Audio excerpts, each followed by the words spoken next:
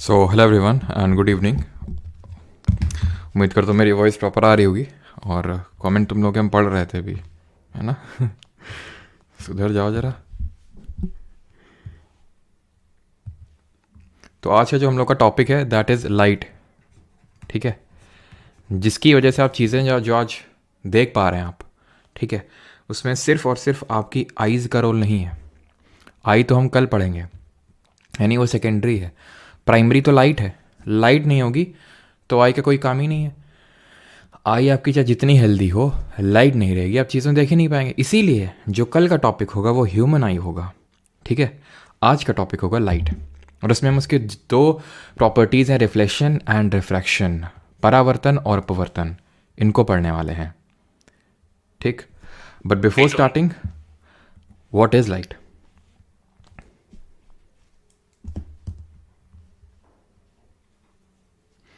इसकी पीडीएफ मिलेगी बिल्कुल भाई। इसमें ऐसा क्या मतलब, ऐसा कुछ यूनिक है क्या इसमें? बिल्कुल मिलेगी। तो व्हाट इज़ लाइट? लाइट है क्या? प्रकाश है क्या? जब मैंने आपसे पूछा था पिछले लेक्चर में, जो हम लोग का आखिरी फिजिक्स का लेक्चर हुआ था पिछले वीक में, कि साउंड क्या है, व्हाट इज़ साउंड, तो आप लोगों को क्या आंसर आया था? हम लोगों ने क्या सीखा था साउंड में? साउंड में ये सीखा था it is a form of energy, ऊर्जा का एक प्रकार है। एनर्जी डिफरेंट टाइप की पड़ी थी। What is energy? Energy is capacity to do the work. Energy की जल्दी से एसआई यूनिट बताइए, और ये बताइए कि अगर किसी चीज़ में वेलोसिटी है या फिर किसी चीज़ में मोशन है तो उसमें कौन सी टाइप ऑफ एनर्जी होगी, और किसी चीज़ में अगर एक पोजीशन, उसकी स्टेट ऑफ पोजीशन की वजह से एनर्जी आ रही है तो उसको हम किस टाइप की एनर्जी बोलेंगे। लाइट की बात, साउंड की अगर बात करें, साउंड चलो भी तो ये बाद में क्यों, अभी बताते हैं ना कि साउंड जो है किस टाइप की वेव है। बिकॉज जो लाइट है ना, ये भी it is a form of wave. अगर आप में से जिन्होंने भी 11th 12th में पढ़ा होगा फिजिक्स को, तो उन्होंने ये चीज़ पढ़ी होगी कि लाइट का जो है डुअल नेचर होता है।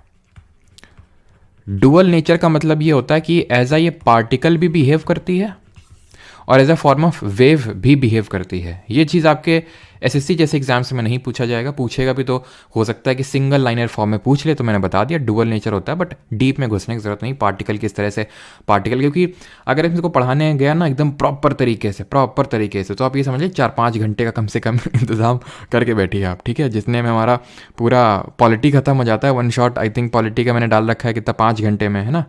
और फिज़िक्स का तो 2-3 घंटे में हो गया था, तो उसमें पूरा ये है। लेकिन उतना हमें चीज़ें उतनी पढ़नी जितने हमारे एग्जाम पर्सपेक्टिव से इंपॉर्टेंट हो।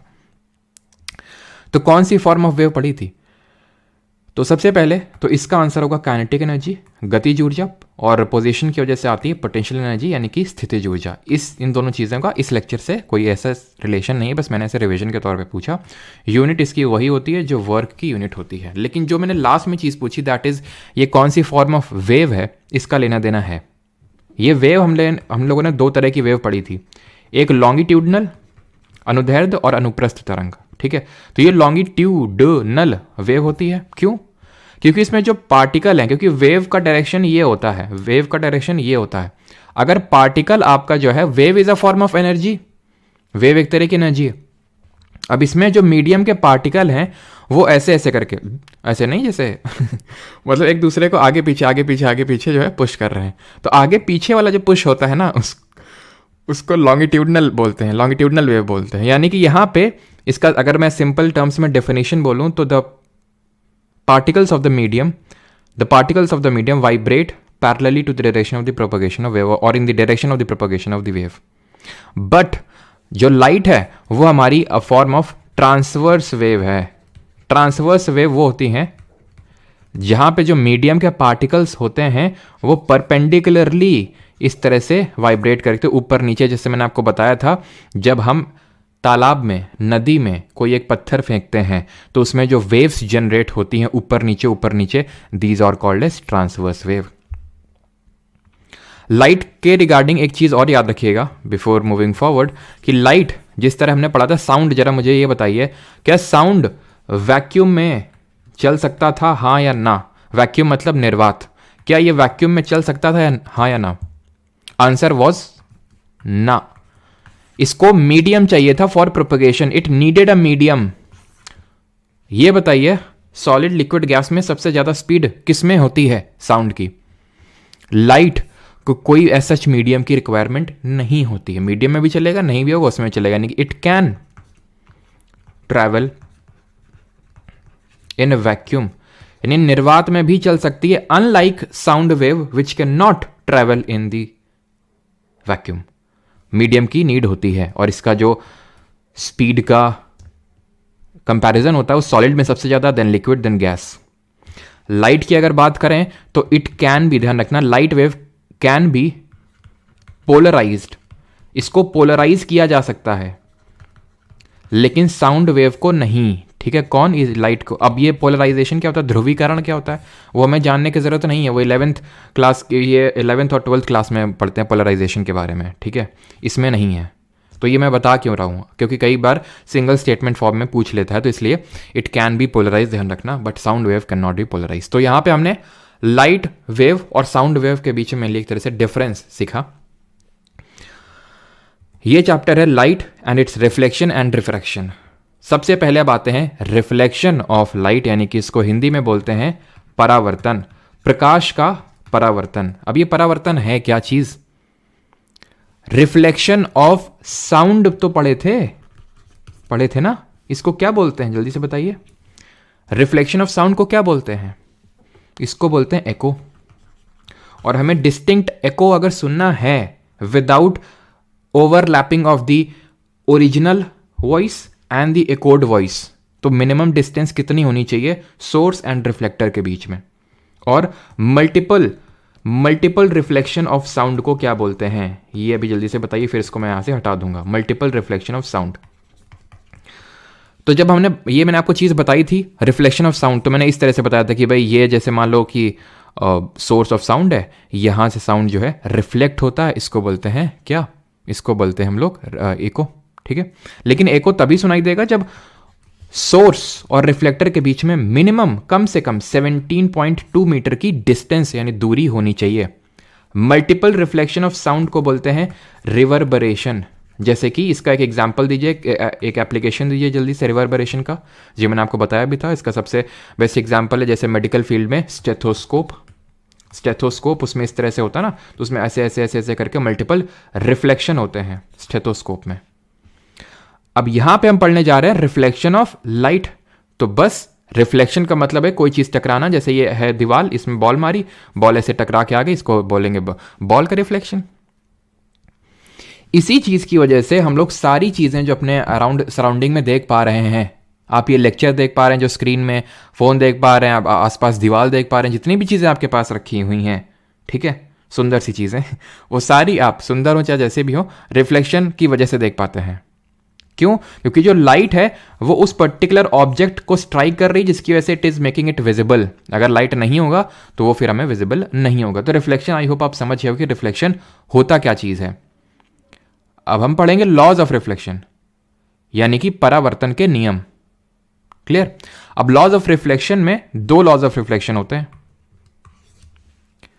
पहला लॉ ये बोलता है, ठीक है, इसको मैं 1 करके लिख देता हूं, यानी पहला, दो लॉ है। पहला लॉ ये बोलता है, तो हिंदी में इसको क्लियर है ना, परावर्तन के नियम। तो पहला लॉ ये बोलता है कि the incident ray the normal, पहला लॉ ये नहीं, ये दूसरा है, ठीक है। पहले तो, या फिर मतलब कुछ भी कह लो, लेकिन है तो वही दोनों लॉज, चाहे इसको पहले लिख लें लेकिन उसको दूसरा, लेकिन जिस तरह से बुक्स वगैरह में दिया रहता है कि ना उसी ऑर्डर में ही पढ़ लें, बाकी ऑर्डर उतना मैटर नहीं करता है, लॉ तो लॉ ही रहेगा ना, चाहे पहले लिखें चाहे बाद में लिखें। तो ये ध्यान रखना, the angle of incidence is equal to the angle of reflection. The angle of reflection मतलब कि जो आपतित किरण का जो कोण होगा वो परावर्तित किरण के कोण से बराबर होगा। ये क्या हो गई बात? ये मान लेते हैं एक सरफेस है, ठीक है, ये मान लेते हैं एक सरफेस है, इस पे लाइट रे स्ट्राइक करी। रिफ्लेक्शन का मतलब होता है टकरा के वापस चले जाना। ये जो सरफेस है इसके परपेंडिकुलरली हम एक नॉर्मल ड्रॉ कर लेते हैं, इसको बोलते हैं normal. What is this? Normal बोलते हैं इसको। ये क्यों ड्रॉ करते हैं?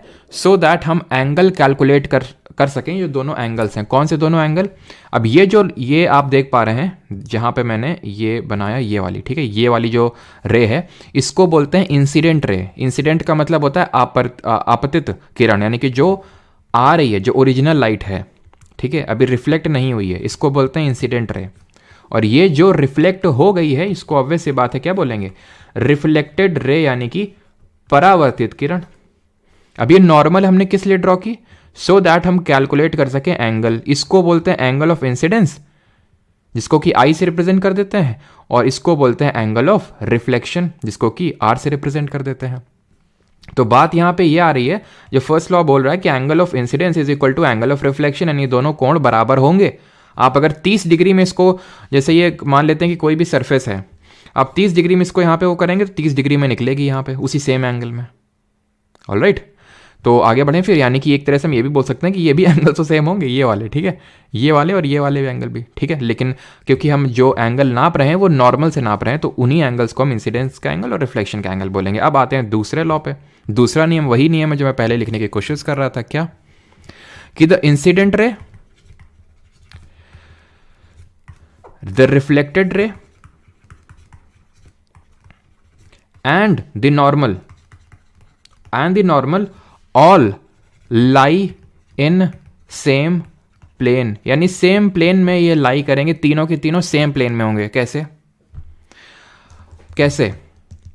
अब यार वही दिक्कत है थोड़ा सा कि मतलब फेस तो तुम मतलब मेरा दिख नहीं रहा, मैं कैसे समझाऊं तुम लोगों को कि जैसे एक पेपर ले लो, ठीक है, पेपर एक प्लेन है, कोई भी चीज़, मतलब ये मैं कहने का मेरा पर्पस ये है कि ये जो ये है लाइट, ये जो रिफ्लेक्टेड रे है, और ये जो नॉर्मल है, ये तीनों एक प्लेन में है, यानी कि एक ही पेज में ऐसे समझ लो, एक ही पन्ने में है।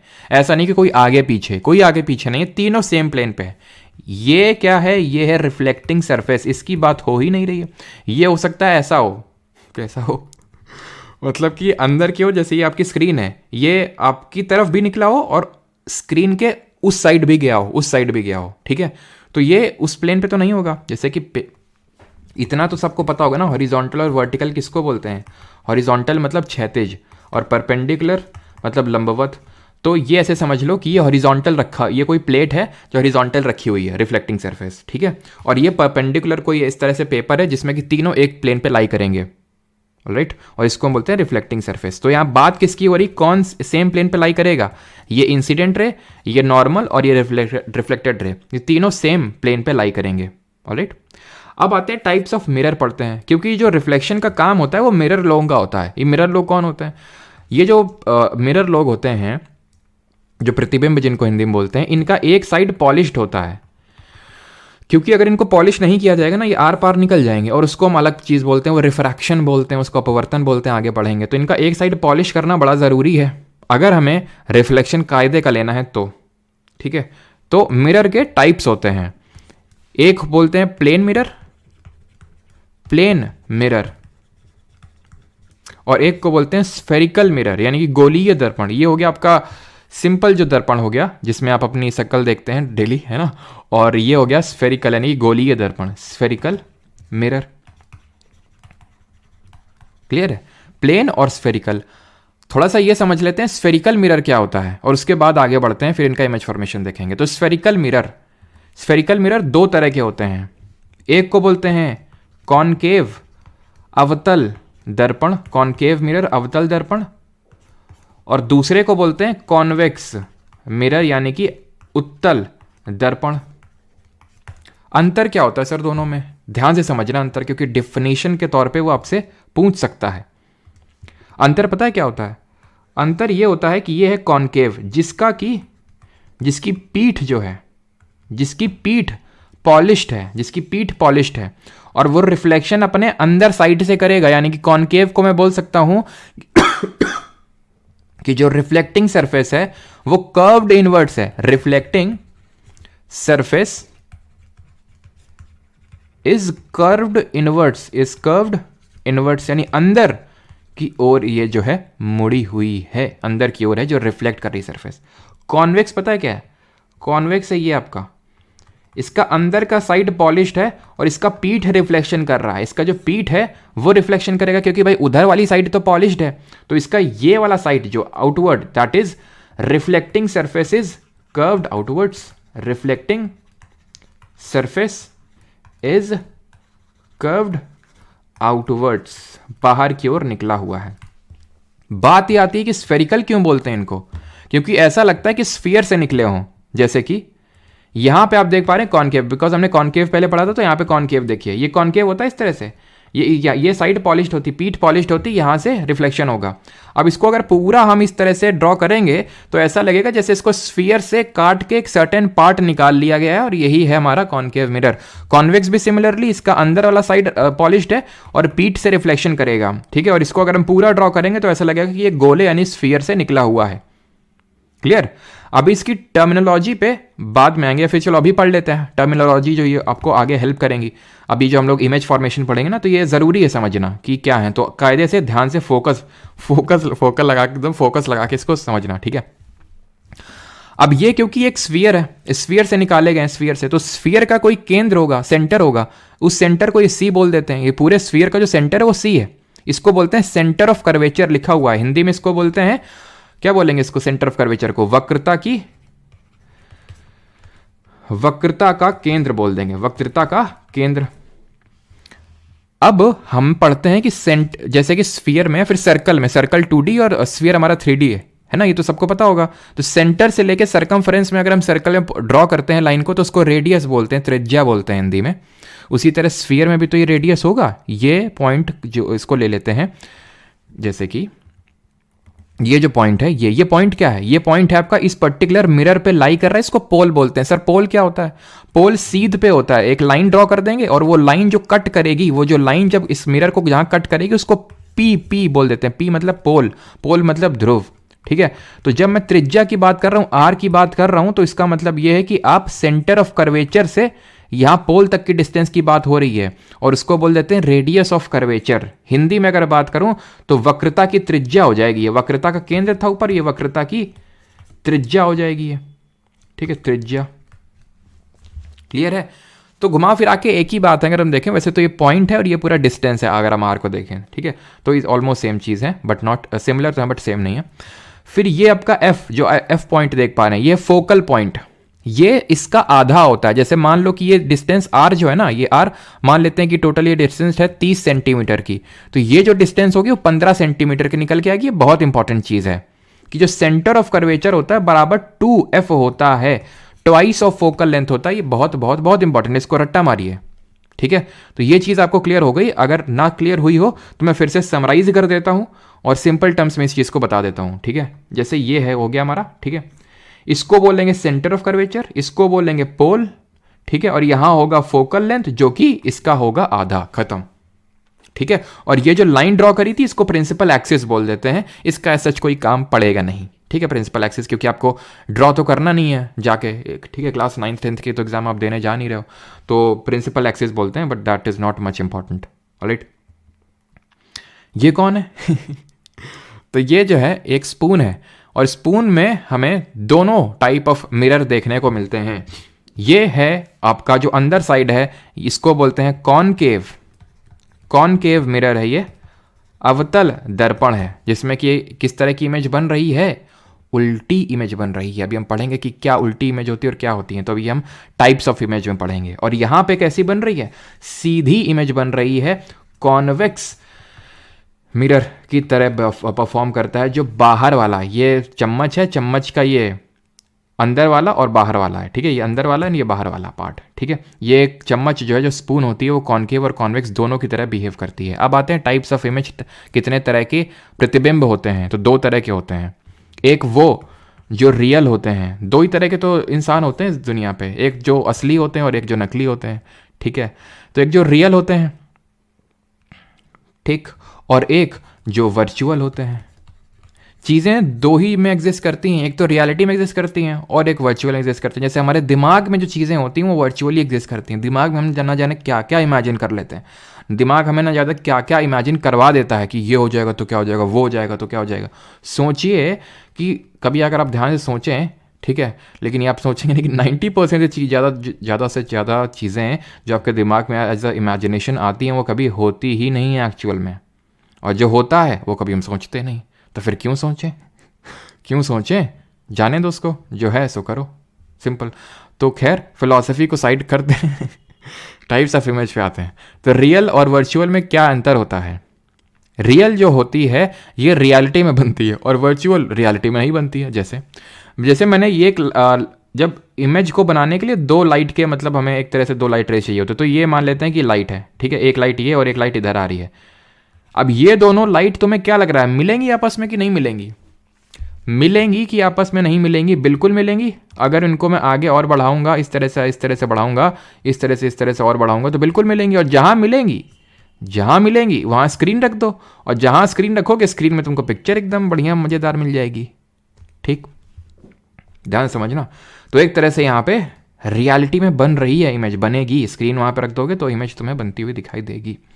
वर्चुअल की अगर बात करें, मान लेते हैं कि एक इमेज जो जा रही है, एक इमेज जो ऐसे कर लेते हैं थोड़ा सा, एक इमेज ये है, ये एरो इंपॉर्टेंट है कहाँ को जा रही है, और एक इमेज ये है। ठीक, क्या ये तुम्हें लिखता है कि इस जन्म में मिल पाएंगी? नहीं मिल पाएंगी। ये उधर जा रही है, ये इधर जा रही है, तो इनको मिलाना पड़ेगा। ठीक है, इनको मिलाना पड़ेगा। यानी कि ये क्या है, ये अरेंज मैरिज करवा रहे हैं, और यहां क्या हुई थी, लव मैरिज हुई थी। यहां पे अपने आप मिल रहे थे, यहां मिलवाना पड़ रहा जबरदस्ती। और ये जहां मिलेंगे अगेन, यहां पे आपको क्या है कि इसको हम इमेज मतलब इस तरह से स्क्रीन में ऑब्टेन नहीं कर सकते, बिकॉज इसको हम वर्चुअली बनाते हैं। क्लियर? तो ये चीज़ हमें समझ आ गई, तो इसको मैं थोड़ा सा समराइज कर देता हूँ। ठीक है, आप समझ तो गए होंगे कि रियल इमेज क्या होती है और वर्चुअल। रियल को हिंदी में बोलते हैं वास्तविक, और वर्चुअल को बोलते हैं हिंदी में आभासी, यानी कि आभास हो रहा है ऐसा। ठीक है, and this video is not sponsored by. समझे कि नहीं समझे? ठीक है, तो रियल इमेज पे आते हैं। तो रियल इमेज पे आते हैं, तो it can be obtained on screen. ठीक है, it can be obtained on screen. ठीक है, और उसको नहीं कर सकते हैं, इसको नहीं कर सकते हैं। और अब ध्यान से सुनना एक मजे की बात, जैसे कि कुछ भी चीज़ लो, काफ़ी सारी ऐसी चीज़ें होती हैं उनके साथ कुछ ना कुछ फ्री आता है। गांव में खासकर काफ़ी चीज़ें ऐसे मिलती हैं उससे मतलब फ्री आता है कुछ ना कुछ। जैसे कि कुछ भी लिया तो उसमें फ्री आता है ना, कि जैसे कि कुछ एग्जाम्पल ही नहीं आ रहा है दिमाग में। जैसे मान लो कि चिप्स पैकेट लिया, उसमें टॉफ़ी फ्री मिल गई। तो ऐसे ही रियल के साथ हमेशा इन्वर्टेड फ्री में मिलता है। यानी कि अगर कोई इमेज रियल है तो वो इन्वर्टेड होगी, और अगर कोई इमेज वर्चुअल है तो वो इरेक्ट होगी। ये कौन से दो नए लोग आ गए यहाँ पे, इन्वर्टेड और इरेक्ट? तो इन्वर्टेड का मतलब होता है उल्टा, यानी कि उल्टी इमेज बनेगी, उल्टा प्रतिबिंब बनेगा। इरेक्ट का मतलब होता है सीधा। ये हमेशा ट्रू है, ये विधि का विधान है, ये विधि का विधान है। कि भाई अगर इमेज रियल है तो इन्वर्टेड होगी, वर्चुअल है तो इरेक्ट होगी। ये आज तक कोई बदल नहीं पाया है कि रियल और इरेक्ट कभी आपस में शादी नहीं हो सकती इनकी, वर्चुअल और इन्वर्टेड की आपस में कभी शादी नहीं हो सकती, अरेंज भी नहीं हो सकती है। ठीक है, लव तो छोड़ो। तो टाइप्स ऑफ इमेज आप समझ गए। अब हम पढ़ेंगे इमेज का फॉर्मेशन। क्लियर? यहां तक किसी कोई डाउट हो तो पूछ लो, देन इमेज के फॉर्मेशन पे आते हैं और इसमें और आपको मजा आएगा।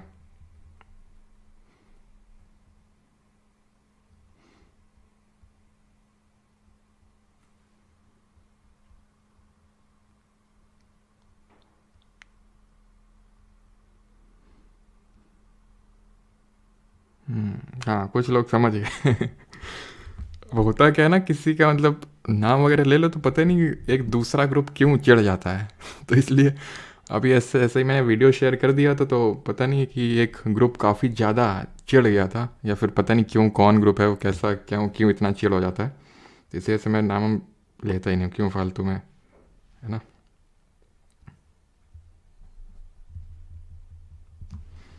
चलिए, तो अभी आगे बढ़ते हैं, अगर किसी कोई डाउट नहीं है तो।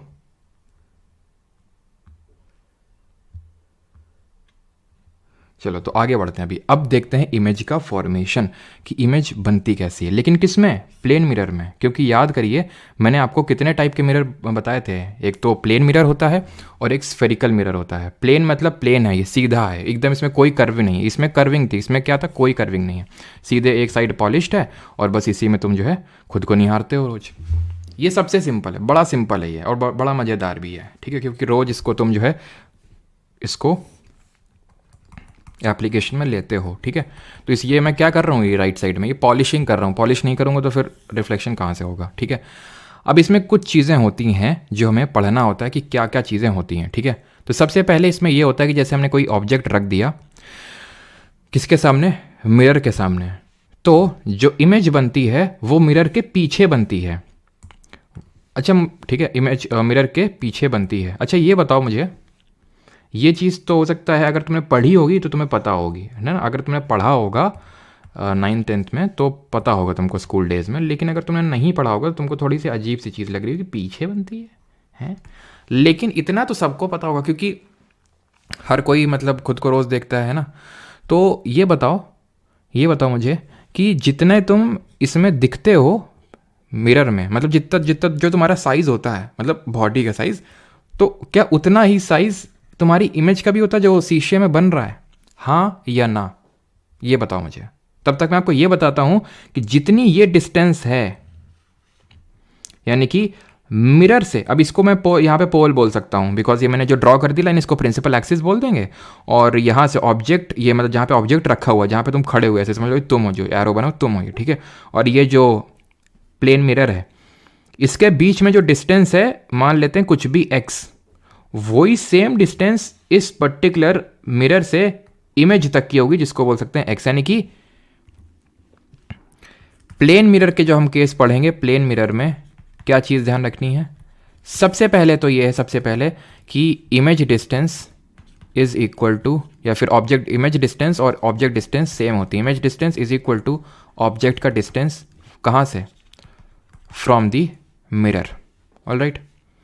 फिर मैंने पूछा था आपसे क्या क्या सेम, बिल्कुल सेम साइज़ दिखता है आपका मतलब बॉडी का, तो आपने बोला हाँ, ठीक है। मैंने देखा नहीं मान लिया मैंने कि आपने बोला होगा हाँ, ठीक है। तो यहाँ पे जो ऑब्जेक्ट साइज़ है, ठीक है, object size is equal to image का साइज, यानी ना छोटा ना बड़ा, ठीक है। और तीसरी चीज़ पे आते हैं, तीसरी चीज़ क्या है, अच्छा ये बताओ कि मतलब जो ये तुम्हारा सिर है, मान लो जो सिर ऊपर होता है, सिर नीचे हो जाता है क्या, या फिर अगर पैर नीचे तो पैर ऊपर हो जाते हैं क्या मिरर में, हाँ या ना? तो मैं मान लेता हूँ आपका उत्तर है ना, ठीक है, बाकी आप लिख दो तो इसका मतलब ये है कि जो इमेज है वो हमारी सीधी बन रही है। सीधे के लिए हम क्या वर्ड यूज़ करते हैं, erect. The image is erect. Image जो प्रतिबिंब है वो सीधा प्रतिबिंब हमको मिलता है, सीधा तो मिलता है। लेकिन अब फिर से बताओ कि जो तुम्हारा लेफ्ट हैंड है वो राइट हैंड बन जाता है क्या? या तुमने लेफ्ट हैंड रेस किया नहीं, अगर कभी किया है ये तो किया ही होगा, नहीं भी किया तो अभी करके आ सकते हो कि लेफ्ट को रेस करोगे तो तुम्हें राइट वाला रेस्ड मिलेगा वहाँ पे मिरर, जो मिरर में जो तुम्हारी इमेज बनेगी। इसको पता है क्या बोलते हैं, इसको बोलते हैं लेटरल इन्वर्जन, यानी कि जो इमेज है वो लेटरली इन्वर्टेड बनेगी। सर इन्वर्टेड का तो मतलब उल्टा होता है, इरेक्ट का मतलब सीधा और इन्वर्टेड का मतलब उल्टा, लेकिन हम तो सीधे दिखते हैं, उल्टे तो दिखते नहीं। अरे अभी तो मैंने बोला कि अब सीधे ही दिखते, मैंने कब कहा उल्टा, मैंने कहा लेटरली इन्वर्टेड। इसका मतलब होता है लेफ्ट का राइट और राइट का लेफ्ट, इसका मतलब ये होता है, ठीक है, राइट का लेफ्ट। अब ये इमेज अगर इरेक्ट है तो सर बताओ ये इमेज कैसी होगी, रियल की वर्चुअल, बता दीजिए। क्योंकि मैंने आपको बताया था विधि का विधान क्या बोलता है, विधि का विधान ये बोलता है कि अगर कोई इमेज रियल है तो वो इन्वर्टेड होगी, उल्टी होगी, और विधि का विधान ये बोलता है कि कोई इमेज अगर वर्चुअल है तो वो इरेक्ट होगी। वाइसे वर्सा भी तो ट्रू है, यानी कि अगर मैं ये बोलूं कि अगर कोई इमेज मुझे उल्टी है, मुझे पता है उल्टी है, तो 100% ये रियल ही होगी, और अगर मुझे पता है कि इरेक्ट है तो 100% ये वर्चुअल होगी। तो क्योंकि ये इरेक्ट है, क्योंकि ये सीधी है, for sure it is virtual. Virtual मतलब आभासी है, आभासी है इसका मतलब ये है कि इसने मैथ्स नहीं पढ़ी है, ठीक है। और इसका एक तरह से जो इमेज का फॉर्मेशन हो रहा है वो मिरर के सामने नहीं हो रहा। देखो मिरर में ये प्लेन मिरर हो गया, आगे कॉनकेव मिरर आएगा, देन कॉन्वेक्स मिरर आएगा। इन सब के केस में अगर जो इमेज फॉर्मेशन है वो मिरर के सामने हो रहा है, ठीक है, यानी उसी साइड जहाँ पे ऑब्जेक्ट रखा हो उसको रियल इमेज बोलते हैं, रियल। और अगर दूसरी साइड हो रहा तो वर्चुअल बोलते हैं, ठीक। तो ये चीज़ें बस हमें याद करनी है। प्लेन मिरर यानी कि जो समतल दर्पण होता है उसके केस में, यहाँ पे मैं हिंदी में लिख देता हूँ समतल, नहीं तो हिंदी मीडियम के स्टूडेंट डांटने लगते हैं काफ़ी, समतल दर्पण, ठीक है। ये चीज़ तो क्लियर हो गई। अब आते हैं इमेज फॉर्मेशन कॉनकेव मिरर का। अब वो मिरर हैं जो स्फेरिकल हैं, कॉनकेव मिरर क्या था, रिवाइज करते हैं, जिसकी पीठ जो है पॉलिश्ड है और जो अंदरूनी जो हिस्सा है जो कर्व्ड इनवर्ट है वो रिफ्लेक्टिंग सरफेस है, वो रिफ्लेक्शन मार रहा है। ये रहा आपका इमेज फॉर्मेशन।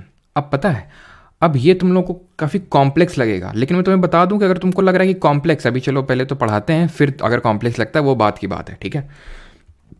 चलो, तो ये इमेज फॉर्मेशन हम देखने वाले हैं कॉनकेव मिरर का, लेकिन उससे पहले इतनी तो चीज़ें पता है ना जो अभी हम लोगों ने देखी थी कि फोकस क्या होता है। जब मैं बोलूँगा फोकल लेंथ क्या होता है तो आपको पता समझ में आना चाहिए क्या होता है। सेंटर ऑफ कर्वेचर अगर मैं बोलूँ तो आपको पता होना चाहिए और सेंटर ऑफ कर्वेचर क्या है, या फिर रेडियस ऑफ कर्वेचर क्या है। तो ये यहाँ से अगर डिस्टेंस इसको नापेंगे तो इसको रेडियस ऑफ आर से डिनोट कर देंगे, ठीक है। इसका आधा जो होता है उसको एफ बोलते हैं, फोकल लेंथ, फोकल दूरी बोलते हैं इसको।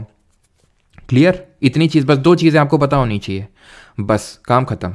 अब हम इमेज फॉर्मेशन देखेंगे। इमेज फॉर्मेशन का मतलब ये होता है कि हमने एक लाइट रे ली और दूसरी लाइट रे ली, क्योंकि 2 लाइट रे का नीड होता है, ज़रूरत होती है अगर हमें इमेज का फॉर्मेशन करवाना है। तो सबसे पहले क्या यहाँ पे लिखा हुआ है पोजीशन ऑफ ऑब्जेक्ट, यानी कि हमने ऑब्जेक्ट को कहाँ पे रखा, इमेज कहाँ पे मिली और उसका नेचर क्या था, ठीक।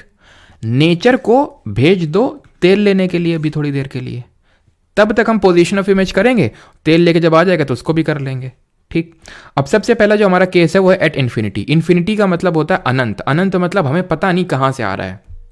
इसका अगर मैं उदाहरण दूं तो जैसे फॉर एग्जांपल मान लो कि सन है, सूरज है, सूरज में मैं कोई सूरज का लाइट का यूज़ करके मैं कॉनकेव मिरर से सच कुछ इमेज बनवा रहा हूँ, ठीक है। तो सूरज मुझे पता है क्या, वो इन्फिनिटी कंसिडर करेंगे। अब तुमको लगा अच्छा ठीक है सूरज तो चलो इन्फिनिटी, वैसे तो हमें पता है सर डिस्टेंस कितनी है सन और अर्थ के बीच में, ठीक है। लेकिन मैं तुमसे बोलता हूँ जैसे कि मान लो मेरे घर के बाहर जो स्ट्रीट लैंप लगा हुआ है, ठीक है, उससे अगर मैं तो वो तो सारा डिस्टेंस नाप सकते हैं यार, नाप सकते हो, लेकिन वो इन्फिनिटी ही कंसिडर करेंगे, ठीक है। जो हमारी छोटी डिस्टेंसेज होती हैं, जैसे मान लो कि ज़्यादा से ज़्यादा मतलब 10 metre as such, I think 10 तो ज़्यादा ही मैंने बोल दिया, 2-3 मीटर, तो इसको ही कंसिडर करते हैं थोड़ा बहुत, नहीं तो इसके बियॉन्ड जितने भी होता है उसको हम इन्फिनिटी कंसिडर करते हैं, वो उससे कोई लेना देना नहीं है, बस मैं आपको इन्फिनिटी का थोड़ा सा फील देना चाह रहा था।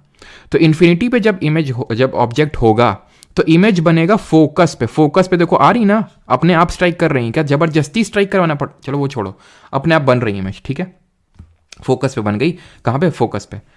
Beyond the centre of curvature, जब मैं बोल रहा हूँ beyond the centre of curvature, इसका मतलब ये सेंटर ऑफ कर्वेचर ये है, इसके पीछे रखी हुई है, उसके बियॉन्ड। अभी इन्फिनिटी पे तो पता ही नहीं कहाँ था, अभी पता है बट वो बियॉन्ड सी है, ठीक है, बियॉन्ड सी। तो इमेज कहाँ बन रही है, फोकस और सेंटर ऑफ कर्वेचर के बीच में बन रही है, यहाँ पे। ये सेंटर ऑफ, ये फोकस, मैं फिर से दिखाता हूँ, यहाँ पे बन रही है, यहाँ पे बन रही, इस तरह से बन रही है, ठीक है। यहाँ पे बन रही कि नहीं, ये इमेज है, ठीक।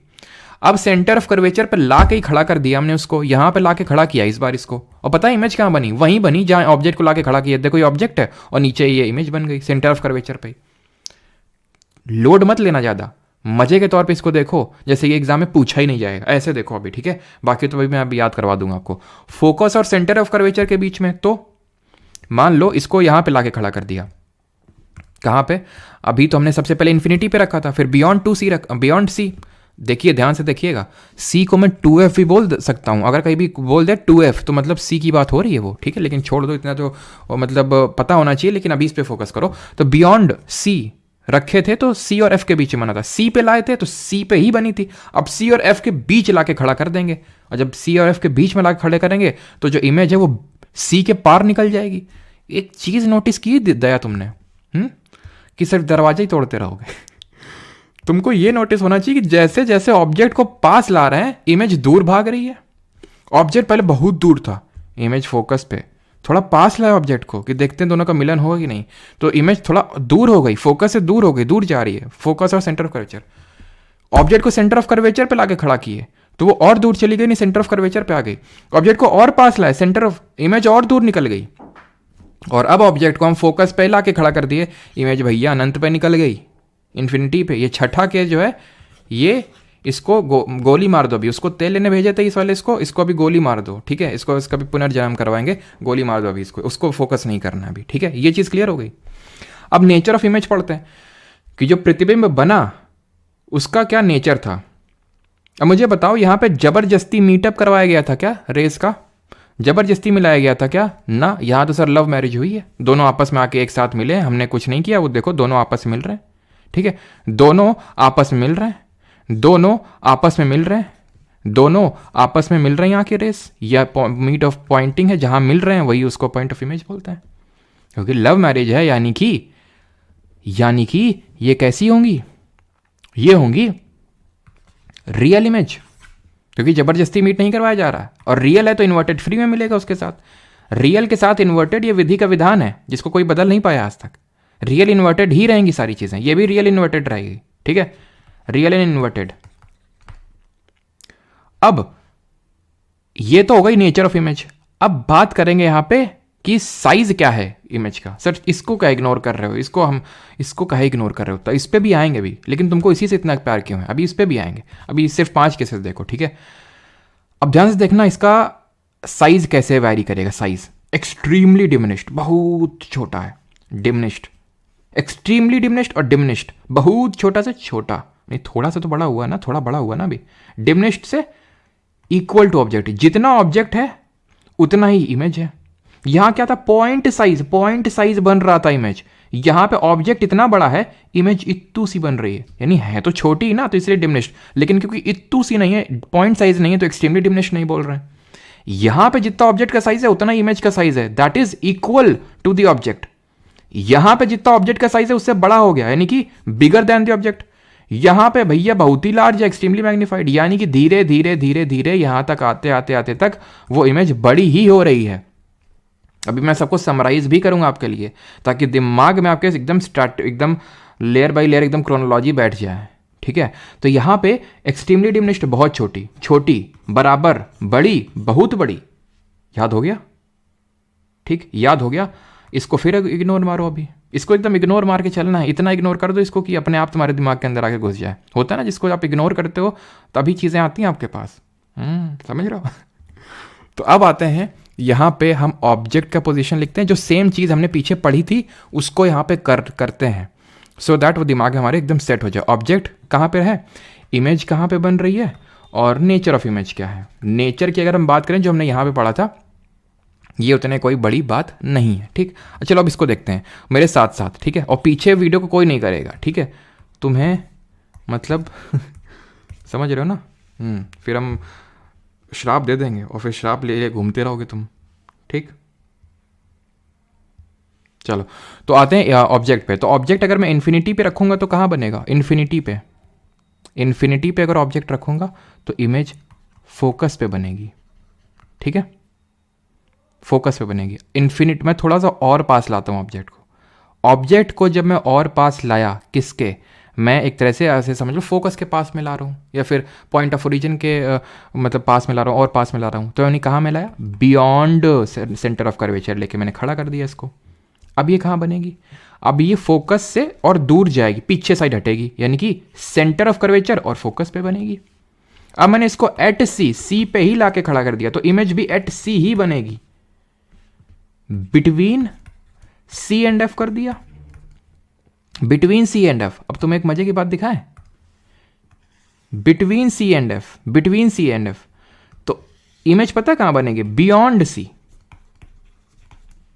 एक और मजा दिखाएं, अब अगर तुमने इसको कहां पे लाके खड़ा कर दिया ऑब्जेक्ट को, at F, at focal length, at focal length, at focus, तो इमेज पता कहां बनेगी, इन्फिनिटी पे। कुछ पकड़ में आया,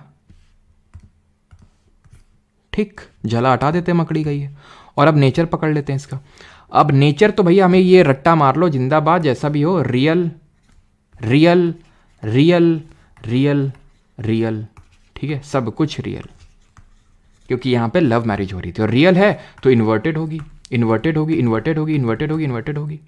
अब साइज की बात कर लेते हैं, मतलब इमेज की साइज की, तो उसमें ये एक्सट्रीमली डिमिनिश्ड है, एक्सट्रीमली डिमिनिश्ड है, बहुत छोटी है। ये क्या है, डिमिनिश्ड है, छोटी है। ये क्या है, इक्वल हो गई, धीरे धीरे बड़ी हो रही है। ये क्या है, एनलार्ज्ड है, बड़ी है।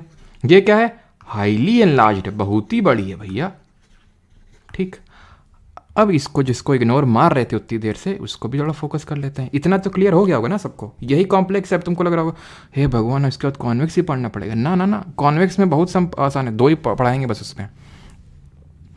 ये इसको हमने इसलिए छोड़ा क्योंकि नौटंकी ज़्यादा कर रहा था, ये बाकियों से अलग चल रहा था, क्योंकि बाकियों से अलग चल रहा था तो बाकियों से अलग करना इसको ज़रूरी भी था, क्योंकि यहाँ पे फोकस पे तो ला के खड़ा कर दिए थे ऑब्जेक्ट को। अब फोकस पे तो ला के खड़ा कर दिए थे ऑब्जेक्ट को, लेकिन अब हम आखिरी जो केस है, जो ये अपवाद है जो अलग ही चलता है, वो है कि जब हम फोकस के और नज़दीक लाएंगे ना, फोकस और इसके बीच में पोल के बीच में, तो ये पता है क्या होगा, इसमें ये अब वर्चुअल इमेज बन जाएगी। सब बन रही थी real real real real real real, सब रियल, बस ये वर्चुअल है।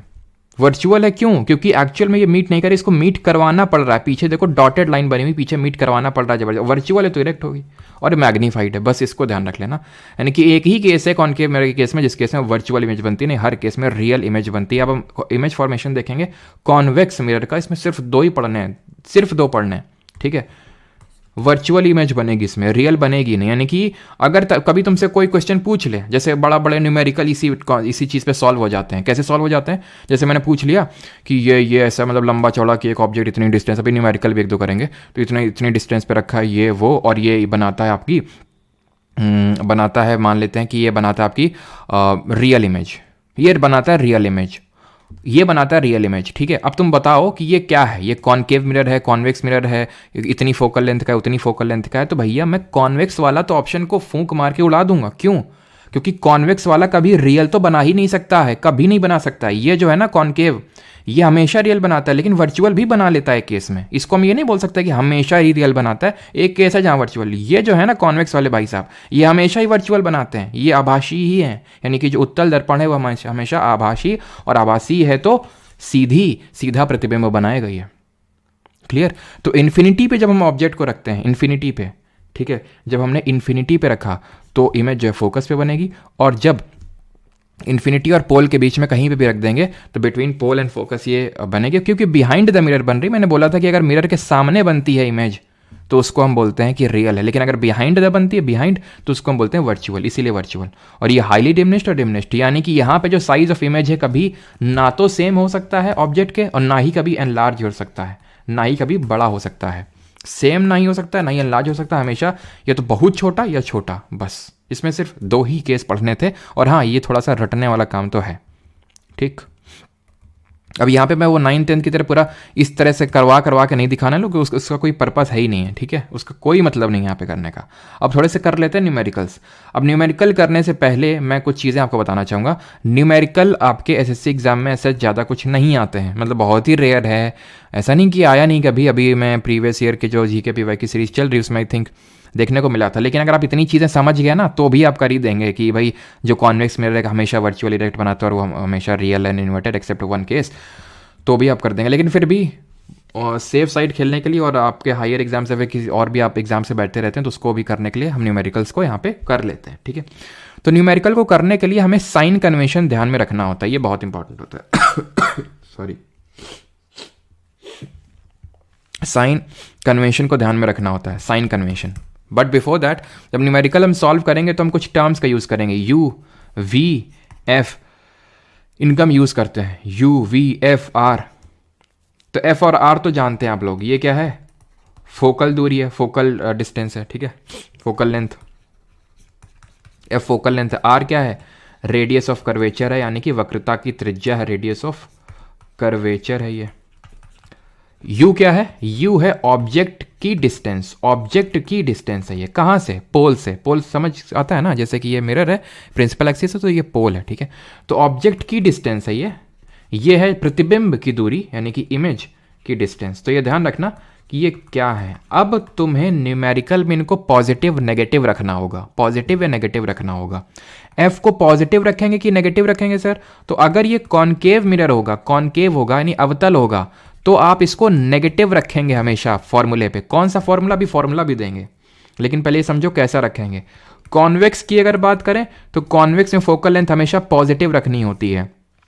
कारण भी उसको समझ लो, और अगर टिरिक भी समझ लो अगर ना समझ में आए तो। देखो यहाँ पे देखो, कॉनकेव में क्या था, अभी तो कारण कैसे समझोगे, पहले मुझे कार्टेशियन सिस्टम पढ़ाने दो, मतलब पढ़ाने क्या दो, थोड़ा सा समझ लो। कार्टेशियन सिस्टम सबको पता ही है, मैथ्स तो सब लोग पढ़ते ही है ना, तो ये पता होगा ना कि ये वाई एक्सिस है, ये आपकी एक्स एक्सिस है, ये एक्स एक्सिस है, ये क्या है, ये पॉजिटिव एक्स एक्सिस है, ये नेगेटिव एक्स एक्सिस है, ये पॉजिटिव वाई एक्सिस है, ये नेगेटिव वाई एक्सिस है। कोई ऐसा तो नहीं है जिसको ये ना पता हो। ये कार्टेशियन सिस्टम, ये जो नंबर लाइन में ड्रॉ करते हैं, ये पॉजिटिव एक्स एक्सिस है, ये पॉजिटिव वाई एक्सिस, ये नेगेटिव एक्स एक्सिस और नेगेटिव वाई एक्सिस। ठीक है, तो इतना सबको पता है। अब ये मैंने ले लिया क्या, ये मैंने ले लिया आम जिंदगी। रुक जाओ, इसको हटा देते हैं। ये ठीक है, ये क्या है हमारा, यहाँ पे पॉलिश कर दिया। कौन सा मिरर है जल्दी से बताएंगे सभी, जहाँ पे रिफ्लेक्टिंग सरफेस कर्व्ड इनवर्ड्स और पॉलिश्ड सरफेस कर्व्ड आउटवर्ड्स है। कॉनकेव है, कॉनकेव है सर। तो मुझे ये बताइए कि ये सेंटर ऑफ कर्वेचर है मान लेते हैं, ये फोकल लेंथ होगा। ठीक है, तो कार्टेशियन सिस्टम ये बोलता है कि जो लेफ्ट, कार्टेशियन सिस्टम वही है जो है यहाँ पे, यानी कि मैं बोल रहा हूँ कि ये मिरर है आपका, तो इसके इस साइड जो भी होगा नेगेटिव होगा, इसके इस साइड जो होगा नेगेटिव होगा। समझ आ रहा है, क्योंकि ये नेगेटिव एक्स एक्सिस है, ये नेगेटिव एक्स एक्सिस है। यहाँ पे जो चीज़ें होंगी वो नेगेटिव वाई एक्सिस होंगी। यहाँ पे जो होगा ऊपर वो पॉजिटिव होगा और यहाँ पे पॉजिटिव होगा। Is that clear? तो यहाँ पे फोकस रखा हुआ है, तो ये नेगेटिव एक्स एक्सिस है, तो इसलिए इसको नेगेटिव लेते हैं। नहीं समझ में आया? तो ऐसे याद देखो, गुफा है, केव का मतलब गुफा होता है, गुफा में सब नेगेटिव नेगेटिव होता है कि नहीं होता है? गुफा के अंदर तो सब नेगेटिव नेगेटिव होता है, गुफा के अंदर तो सारे गलत चीज़ें होती हैं। ठीक है, और दूसरा वाला जो है पॉजिटिव हो जाएगा, कॉन्वेक्स अपने आप पॉजिटिव हो जाएगा, अगर आपको याद है कि केव में सब नेगेटिव नेगेटिव होता है। ठीक, अब यहाँ पे जैसे फॉर एग्जाम्पल हमेशा ध्यान रखना कि जो ऑब्जेक्ट डिस्टेंस रखेंगे ना, ऑब्जेक्ट ये यू की वैल्यू वो हमेशा नेगेटिव रखनी है आपको। नेगेटिव क्यों रखनी है? क्योंकि भैया ऑब्जेक्ट को इसके सामने ही तो रखोगे, पीछे रख के थोड़ी ना करवा दोगे रिफ्लेक्शन, तो यहीं तो रखोगे हमेशा, तो वो हमेशा नेगेटिव ही मिलेगा, हमेशा नेगेटिव ही मिलेगा। ठीक है, तो इसको हम किस फॉर्मूले में यूज़ करेंगे? इसके लिए एक होता है मिरर फॉर्मूला। क्या होता है? मिरर फॉर्मूला, जिसको दर्पण सूत्र बोलते हैं, मिरर फॉर्मूला। इस मिरर फॉर्मूला में होता है 1/v plus 1/u is equal to 1/f, और वी यू एफ आपको पता है क्या है? ये है इमेज की डिस्टेंस, ये ऑब्जेक्ट की डिस्टेंस, ये है फोकल दूरी। अब कर दीजिए इस क्वेश्चन को, ये है हिंदी में और ये है इंग्लिश, मतलब ये वो इंग्लिश में और ये हिंदी में। ठीक है, अपना वीडियो पॉज करके जो भी आपको लैंग्वेज में पढ़ना है पढ़ लीजिए और आंसर दीजिए। ठीक है, ये अभी मैं बाद में बताऊंगा जो काले से लिखा हुआ है, ये साइज़ कैसे निकालते हैं। नेचर आप बता सकते हो, साइज़ अभी नहीं बता पाओगे, साइज़ अभी मैं बताऊंगा आपको, उसके लिए मैग्नीफिकेशन का फॉर्मूला मुझे आपको बताना होगा। ठीक है, और भाई लाइक वाइक कर दिया करो अगर अच्छी थोड़ा सा समझ में आती हैं क्लासें तो। ठीक है,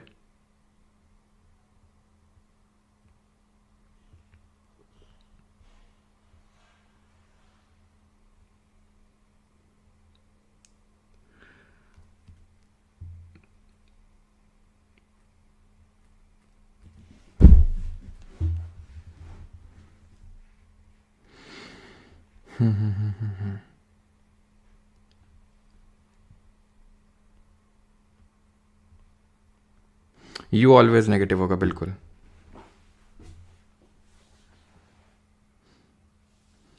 साइज़ बताओ सर। अरे साइज़ ही बता देंगे पहले तो, नेचर तो वो तो फाइंड करो ना।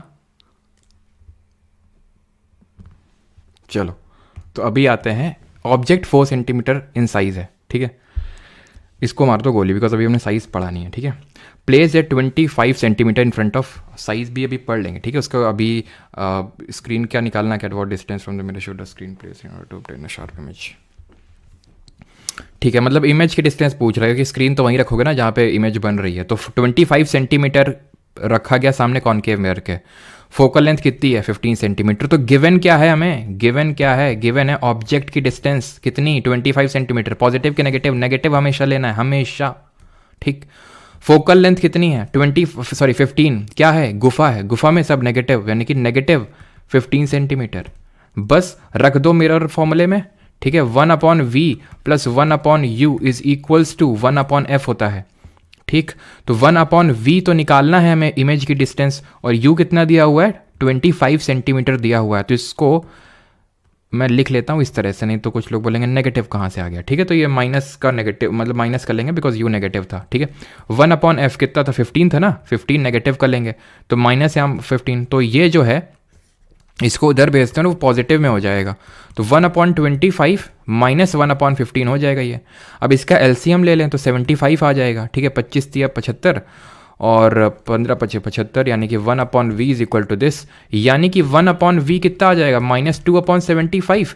तो पलट दो दोनों साइड पलटोगे तो क्या होगा, v is equal to -75/2। That means कि ये आएगा 2 × 6 = 7, ये 37 माइनस का 37.5 सेंटीमीटर पे इमेज बनेगी।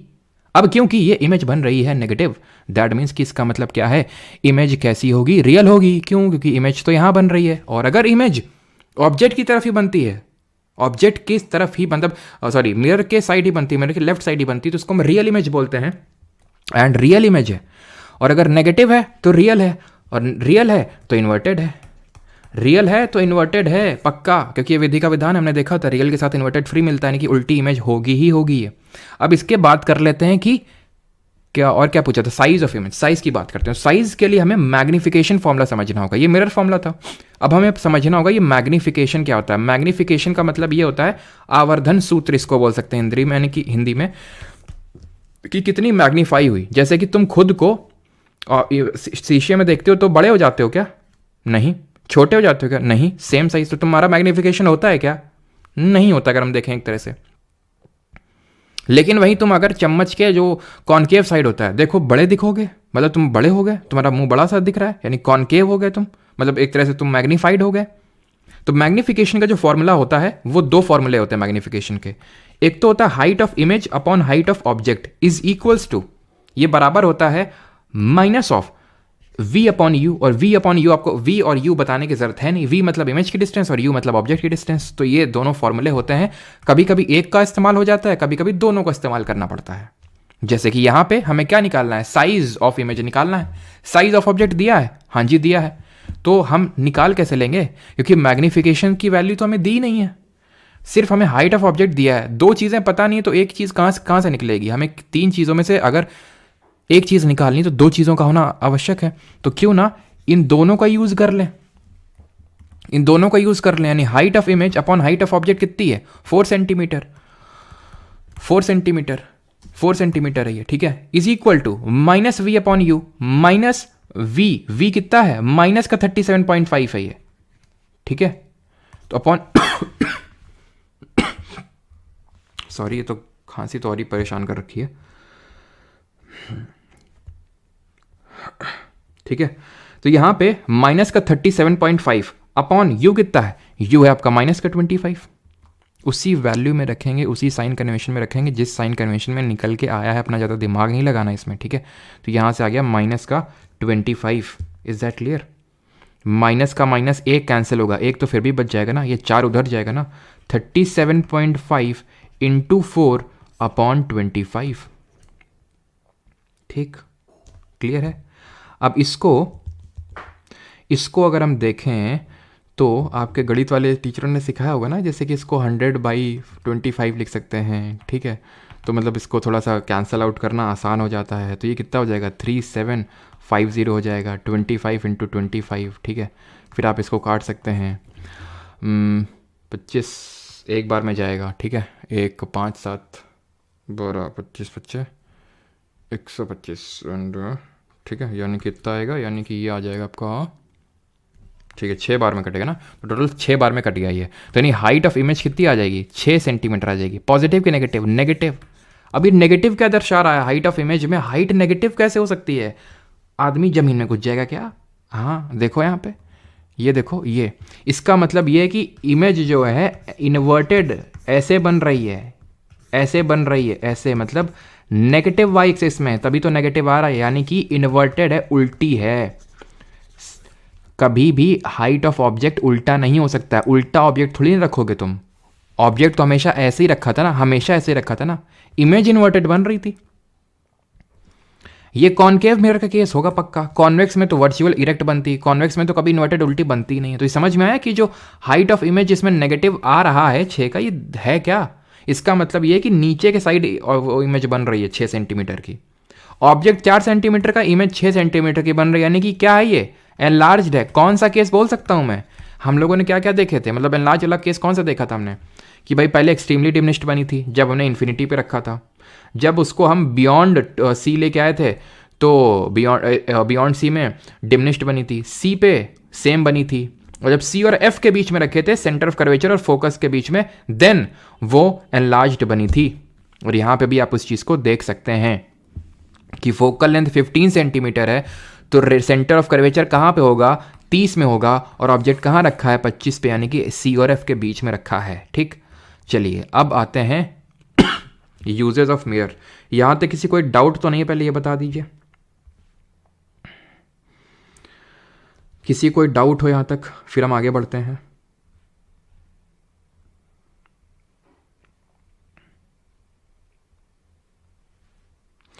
और कल वाली करंट अफेयर क्लास सभी लोगों ने कर ली थी ना, कोई ऐसा तो नहीं जिसने करी ना हो।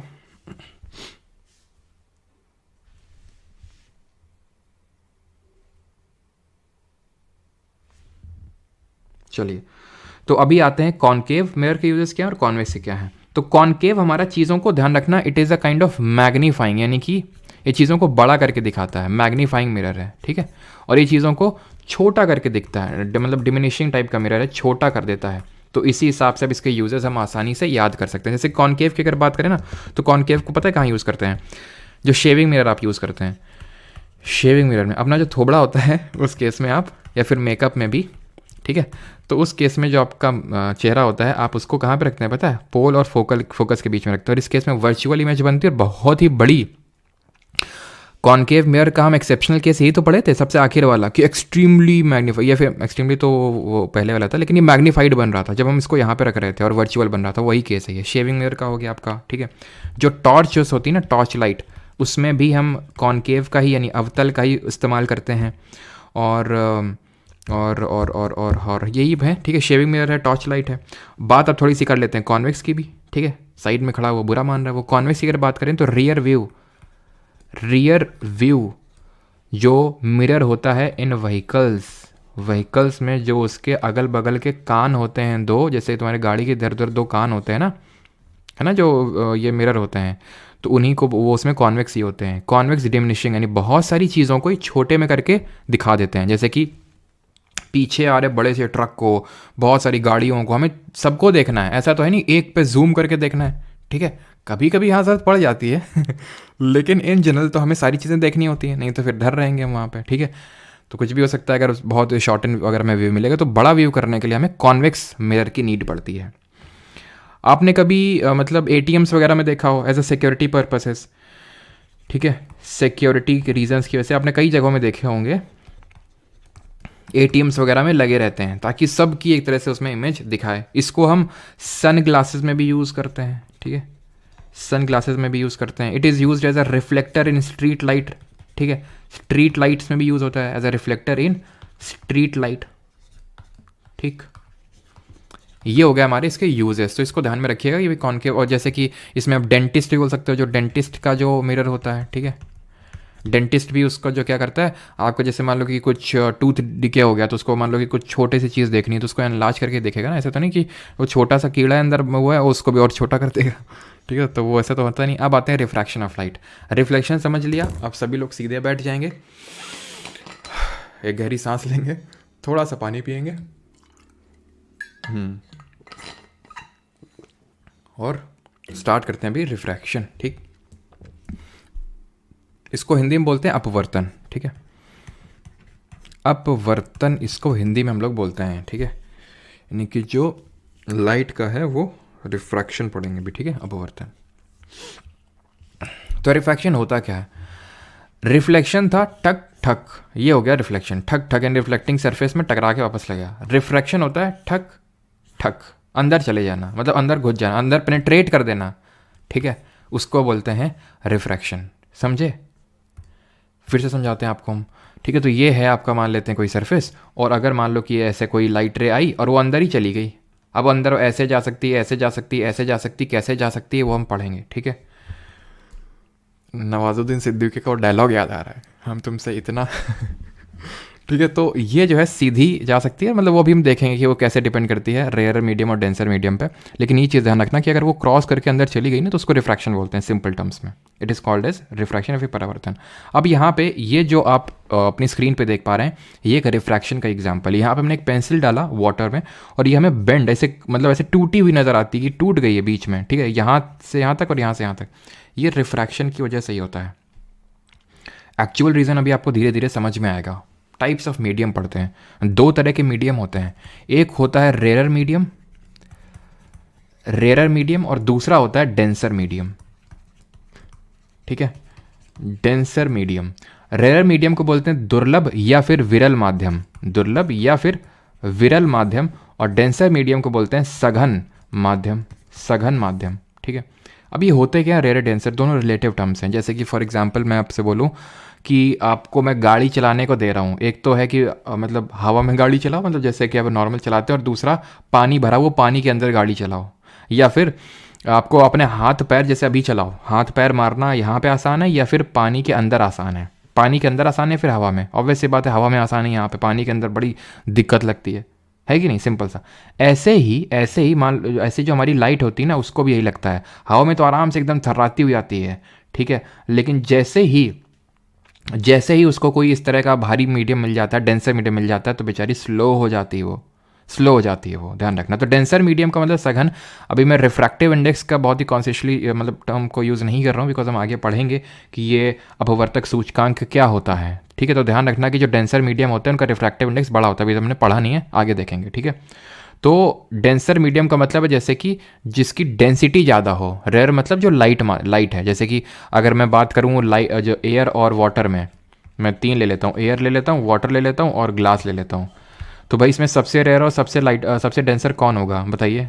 मैं मतलब इसलिए पूछ रहा हूँ आपसे ताकि आपको समझ आ जाए कि रेयर मीडियम डेंसर मीडियम होता क्या है, कैसे। ठीक है, तो ये सबको भी पता होगा कि एयर जो होगा हमारा रेयरेस्ट ऑफ ऑल होगा, एंड ग्लास जो होगा हमारा डेंसेस्ट होगा, सबसे इसकी डेंसिटी ज़्यादा होगी। तो ये रेयर मीडियम डेंसर मीडियम का आपको कॉन्सेप्ट समझ में आ गया, और ये मैंने समझाया क्यों, वो आपको इसलिए इंपॉर्टेंट है बिकॉज आपको ये पता होना चाहिए कि जब हमारी कोई रे ऑफ लाइट ट्रैवल करती है तो उसका पाथ चेंज हो जाता है, पाथ उसका जो है चेंज हो जाता है। मैं एक 3 केस यहाँ पे लेता हूँ। ठीक है, पहला केस है कि ये ऊपर जो मीडियम है, मीडियम 1 और मीडियम 2, ये दोनों सेम है, इनमें मतलब कुछ अंतर नहीं है।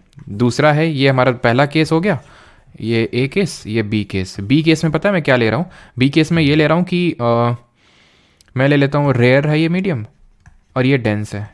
ठीक है, ये रेयर और ये डेंस है। और तीसरा ले लेता हूँ कि ये वाला डेंस है ऊपर वाला और नीचे वाला रेयर है। ऊपर से मैं रे ऑफ लाइट को फेंक के मारूंगा और फिर देखते हैं कैसे जाता है। ठीक है, तो पहला वाला केस तो सिंपल है सर, कि मान लो ये कि कोई ऐसा मीडियम है जहाँ पे मीडियम 1 और मीडियम 2 सेम है, दोनों में कोई अंतर नहीं है, तो इस तरह से लाइट आएगी और ऐसे ही निकल जाएगी, कोई अंतर नहीं आएगा।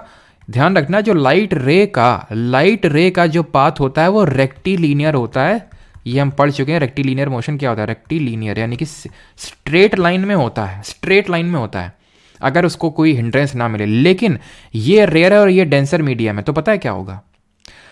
जैसे कि तुम बॉल फेंक के मारो पानी के अंदर, तो बॉल तो जाएगी स्पीड के साथ हवा में, लेकिन पानी के अंदर धीमे हो जाएगी। तो सेम इसके साथ भी होता है, इस तरह से आएगी, इस तरह से आएगी, इस तरह से आएगी, इस तरह से आएगी, और ये ऐसे हो जाएगी।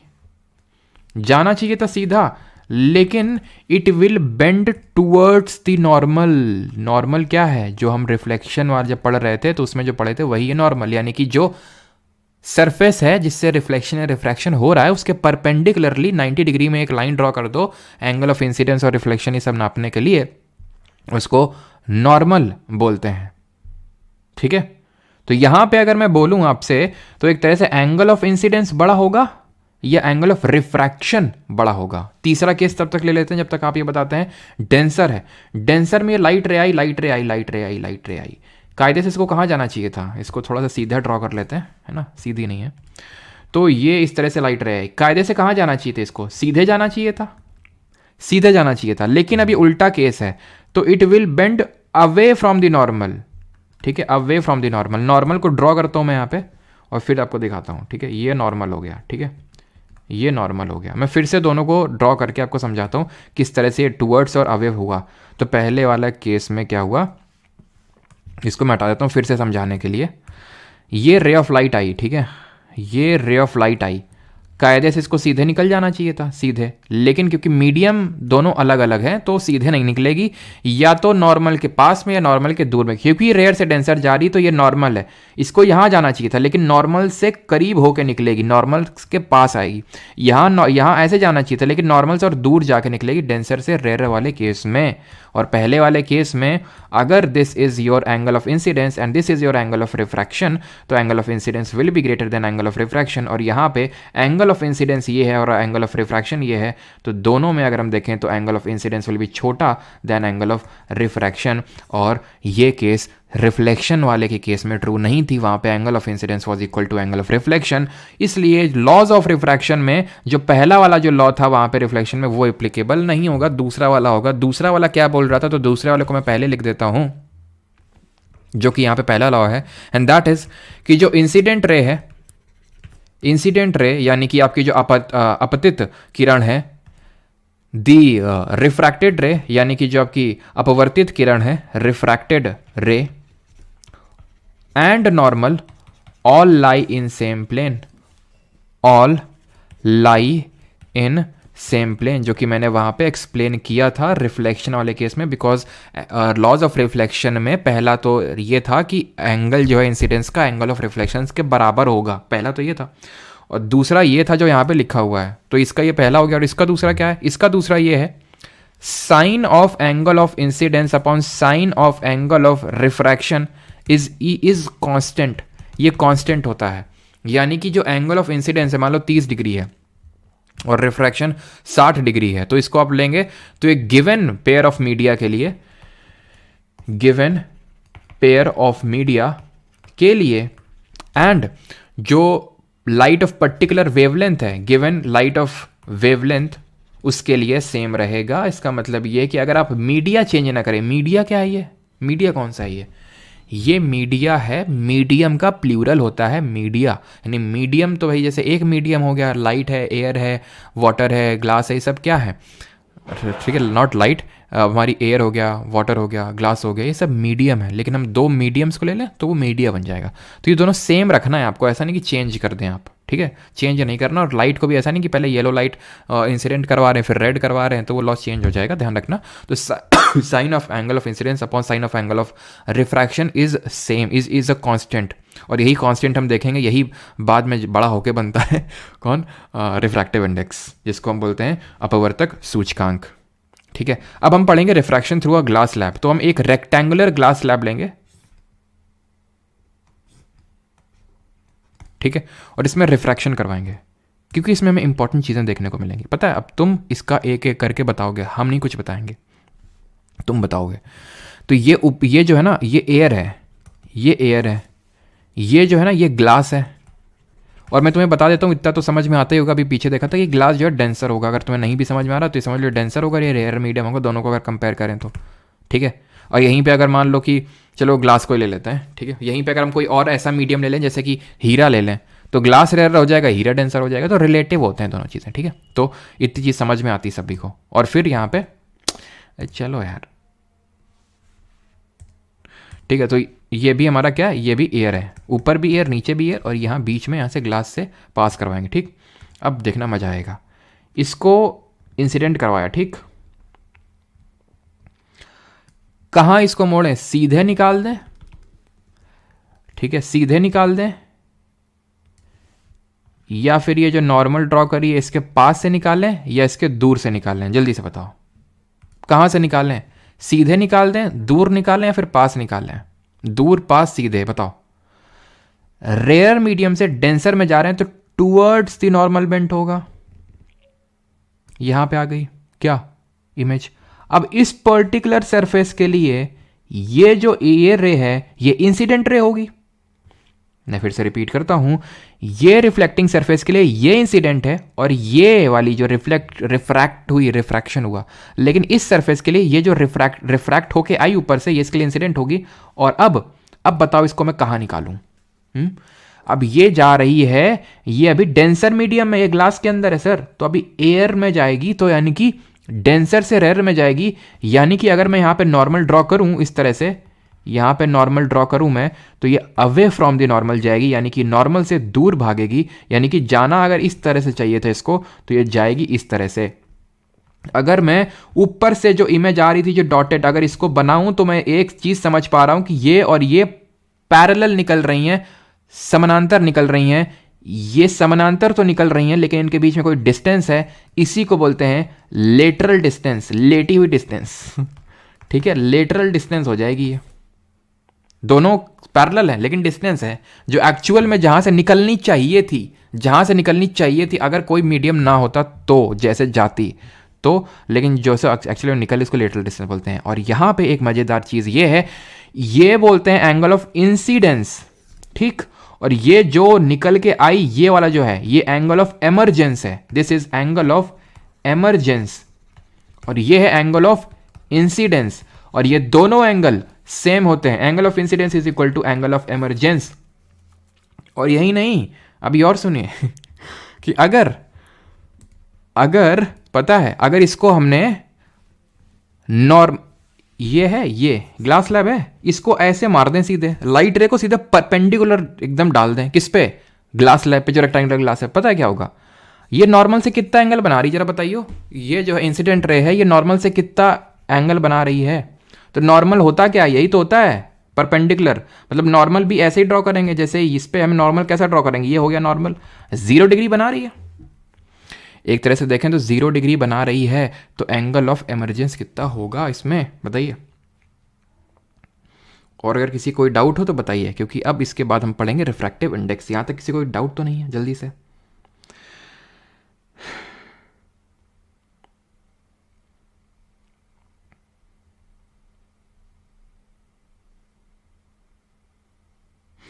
सबका सही है, सबका सही है, 0 होगा। ठीक है, 0 होगा। ठीक है, यानी कि अगर आप परपेंडिकुलरली डालेंगे, मतलब 0 डिग्री पे डालेंगे, तो 0 degree he angle of emergence होगा। ऑलराइट, तो इसका मतलब क्या हुआ? इसका मतलब ये हुआ, जहां पे angle of incidence is equal to angle of emergence, यानी दोनों 0 हैं, यानी कि अगर परपेंडिकुलर डालेंगे तो इसमें नो रिफ्रैक्शन, कोई रिफ्रैक्शन नहीं होगा इस केस में, नो रिफ्रैक्शन इस केस में। ठीक है, चलिए अभी आते हैं रिफ्रैक्टिव इंडेक्स, जिसको हिंदी में बोलते हैं अपवर्तक सूचकांक। ठीक है, अपवर्तक सूचकांक, ये क्या चीज़ होती है? इसको n से रिप्रेजेंट करते हैं। ठीक है हायर क्लास में इसको म्यू से रिप्रेजेंट करते हैं। ठीक है, म्यू से भी करते हैं, आप लोगों ने पढ़ा भी होगा, आप में से काफ़ी लोगों ने। तो जो n होता है, ये refractive index is equal to speed of light in air या फिर vacuum, of light in air या फिर वैक्यूम। ठीक है, क्योंकि लाइट तो हमारी ट्रैवल कर सकती है ना वैक्यूम में, upon speed of light in given medium, given medium. ये होता है रिफ्रैक्टिव इंडेक्स। अगर अगर अगर अगर ये एयर है और ये कोई मीडियम है, वाटर, ग्लास, डायमंड, क्वार्ट्ज, कुछ भी है, तो ये फॉर्मूला होगा जाएगा। ठीक है, तो सिंपल एन से बोल देते हैं। लेकिन कई बार होता है कि जो अपवर्तक सूचकांक होता है, रिफ्रैक्टिव इंडेक्स है, वो हमें किसी के रिस्पेक्ट में निकालना पड़ता है। जैसे कि यहाँ पे एयर नहीं है, भाई एयर वाला तो केस सिंपल हो गया, बट यहाँ एयर नहीं है। मान लेते हैं जो ऊपर वाला है वो वाटर है और नीचे वाला, ऊपर वाला पानी है और नीचे वाला ग्लास है।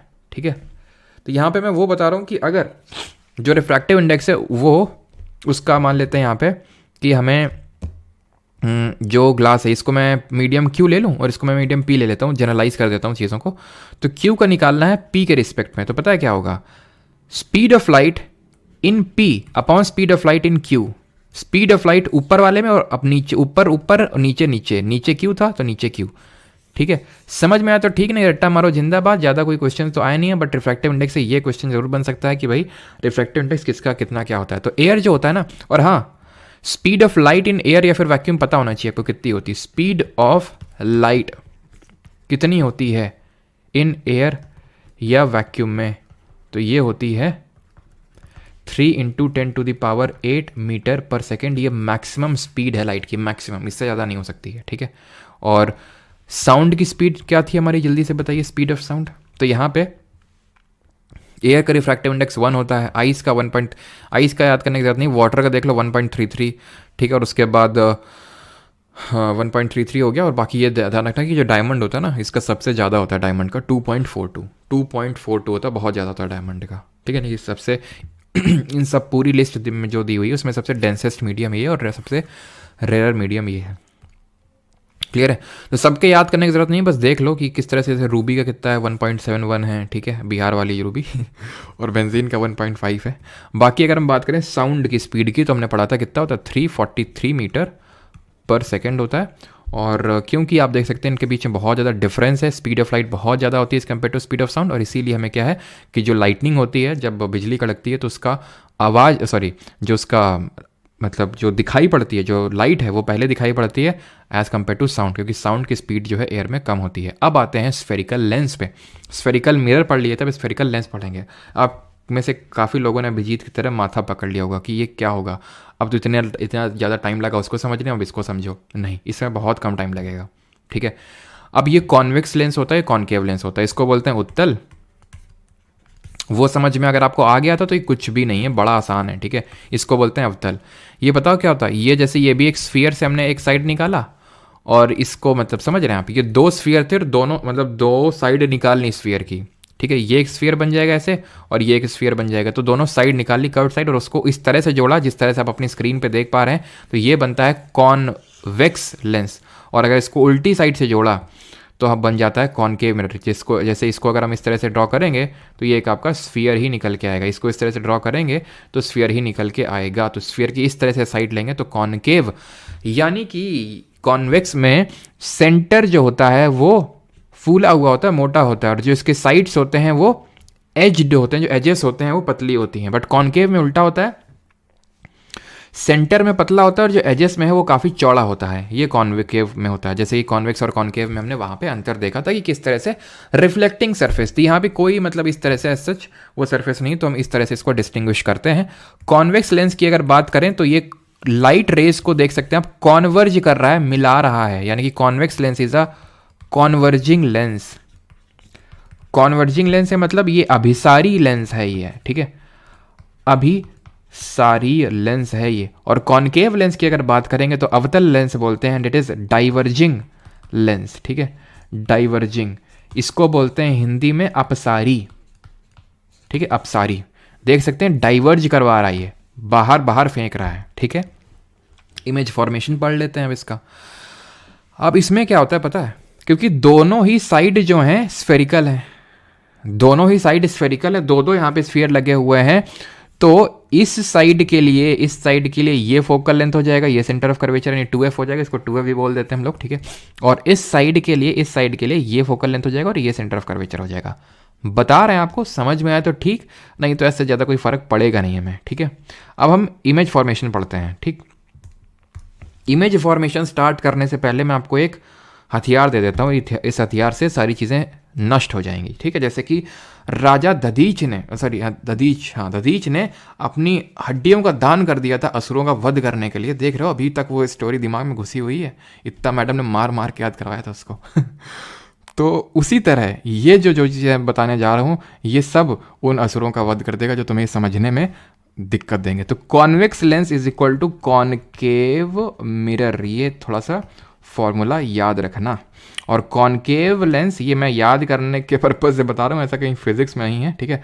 कॉन्वेक्स मिरर, अभी मैंने क्यों बताया, क्योंकि इमेज फॉर्मेशन पढ़ने जा रहे हैं और कॉनकेव मिरर और कॉन्वेक्स मिरर का पढ़ के आए हैं। कॉनकेव मिरर क्या पढ़ के आए जरा याद कर लें, इन्फिनिटी पे कहाँ बनेगा, इन्फिनिटी पे अगर है तो क्या ऑब्जेक्ट, अगर इन्फिनिटी पे तो जो इमेज बन रही थी फोकस पे बन रही थी। अब फिर हम लाए थे बियॉन्ड सी में, ठीक है, बियॉन्ड सेंटर ऑफ कर्वेचर पे लाए थे, तो सेंटर ऑफ कर्वेचर और फोकस के बीच बनी थी, इसे सी पे ला खड़ा कर दिया था, इमेज भी सी पे आके खड़ी हो गई। देन हमने इसको और कहाँ पे ले गए, पास में ले गए, एफ एंड सी के बीच में ले गए, तो बियॉन्ड सी बन गई, ठीक है, बियॉन्ड सी बन गई। देन हमने इसको ला के खड़ा कर दिया एफ पे, तो इन्फिनिटी पे इमेज चली गई, यही तो, ठीक है। आ जाओ कॉन्वेक्स लेंस पे, कॉन्वेक्स लेंस में इन्फिनिटी पे था ना, convex lens is equal to concave mirror, concave mirror में इन्फिनिटी पे तो फोकस पे, कॉनकेव मिरर में अगर इन्फिनिटी और 2f का वही है, ज़्यादा लोड मत लो, 2f वही है सेंटर ऑफ कर्वेचर, तो बिटवीन इन्फिनिटी एंड, यानी इस ये क्या है, ये बियॉन्ड सेंटर ऑफ कर्वेचर ही तो है। बिटवीन इन्फिनिटी ऐसे ही बोलते हैं, फिर बियॉन्ड कहाँ बन रहा था वहाँ पे, एफ एंड सी के बीच बन रहा था, कुछ अंतर नहीं है। सेंटर ऑफ कर्वेचर पे ला के खड़ा कर दिया था ऑब्जेक्ट को, तो सेंटर ऑफ कर्वेचर पे यहाँ पे उल्टी साइड वहाँ पे बनेगा, ठीक है।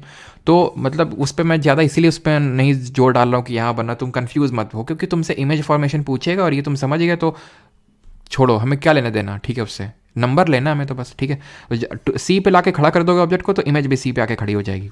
और पास लाओगे एफ एंड सी के बीच में, फोकस और सेंटर ऑफ कर्वेचर के बीच में, बियॉन्ड 2f बनेगी। फोकस पे इन्फिनिटी पे, कुछ अलग नहीं, कुछ भी अलग नहीं है, यहाँ तक कि नेचर तक अलग नहीं है। रियल इन्वर्टेड, रियल इन्वर्टेड, ठीक है, real inverted, real inverted, real inverted. और ये क्या था, एक्सेप्शन केस था, जो लास्ट वाला केस था छठवां।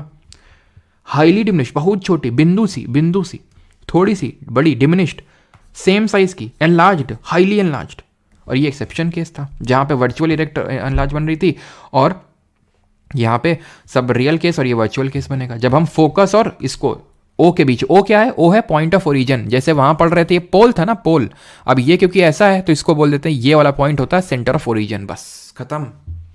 किसी को कोई दिक्कत हो तो जरा बता दो।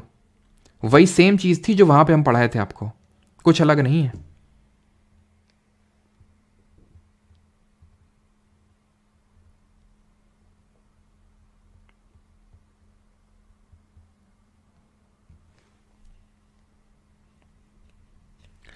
बस सेट ज़्यादा हो जाएगा तो निकल लो यहाँ से सीधे, नहीं पढ़ना है तो निकल लो, लोड लग रहा है तो छोड़ दो, ज़बरदस्ती थोड़ी ना है भाई, कोई यहाँ पे मार के थोड़ी ना, स्कूल थोड़ी ना कि नहीं बैठना पड़ेगा, पढ़ना ही पड़ेगा, छोड़ दो, बिल्कुल बिल्कुल छोड़ सकते हो, ठीक है। समझना है तो ये बताओ, डाउट कुछ हो तो वो पूछो, ये वो ऊपर से निकल रहा, नीचे से निकल रहा, ये सब हमें मत बताओ, ठीक है। नो दिक्कत, छोड़ भी सकते हो, कोई दिक्कत नहीं है, क्योंकि उतना ज़्यादा मतलब वो नहीं है ना, तो छोड़ भी सकते हो अगर एक नंबर के साथ, और वो भी रेयर केस में कॉम्प्रोमाइज़ कर सकते हो, बिकॉज इतना बड़ा जीके है, उसमें से फिजिक्स है, फिजिक्स में यहीं से क्वेश्चन है कि ज़रूरी थोड़ी ना है, छोड़ दो, सिंपल।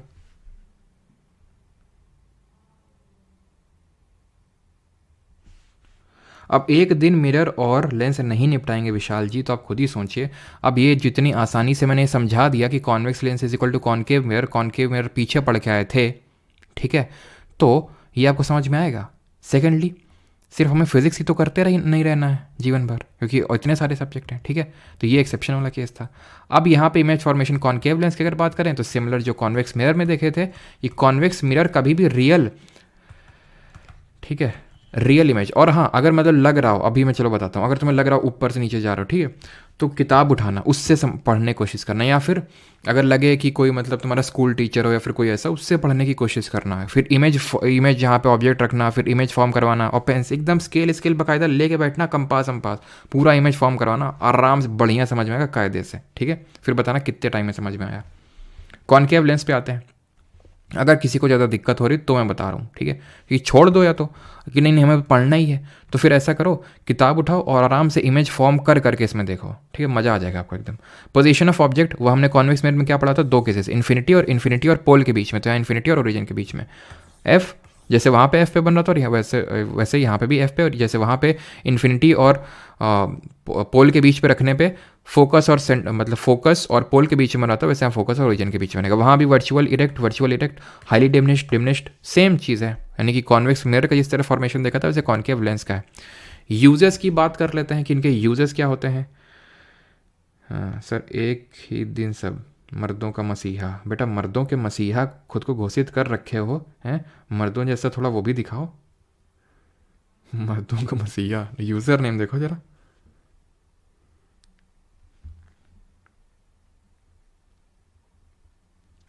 अब तुमको क्या लगता है सारी चीज़ें एकदम आसान एकदम केक वॉक होगा क्या है? नहीं तो फिर केक वॉक होता तो सारे लोग मतलब बाकी वीडियोस क्यों देख रहे होते हैं, सब लोग यहीं पे क्यों ना होते हैं, अगर मज़ा आ रहा होता इसमें तो।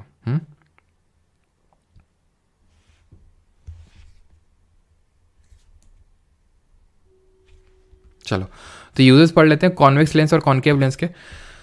तो कल हम लोग का टॉपिक रहेगा ह्यूमन आई एंड विजन, ठीक है, तो वहाँ पे मायोपिया हाइपरमेट्रोपिया पढ़ेंगे। तो बट अभी मैं बता देता हूँ कि इसको कॉनकेव लेंस में मायोपिया को ट्रीट करने के लिए यूज़ किया जाता है, ठीक है। और कॉन्वेक्स कल आपको समझ में आएगा ये होता क्या है, बस अभी के लिए इसको लिख लो। हाइपरमेट्रोपिया को ट्रीट करने के लिए यूज़ किया जाता है, बिकॉज कॉन्वेक्स जो होता है हमारा कॉन्वर्जिंग लेंस होता है। इसको हम as a magnifying glass use करते हैं, ठीक है। इसको एज अ मैग्नीफाई, चीज़ों को बड़ा करके देखने के लिए यूज़ करते हैं, बिकॉज हमें पता है convex lens is equal to concave mirror, या फिर concave mirror is equal to convex lens. Concave mirror को हम यूज़ कर रहे थे चीज़ों को बड़ा करने के लिए, उसी तरह कॉन्वेक्स लेंस को हम यूज़ करेंगे चीज़ों को बड़ा करने के लिए, बड़ा देखने के लिए, ठीक है। कैमरा में जो लेंस यूज़ होता है वो आपका कॉन्वेक्स लेंस ही होता है, ठीक।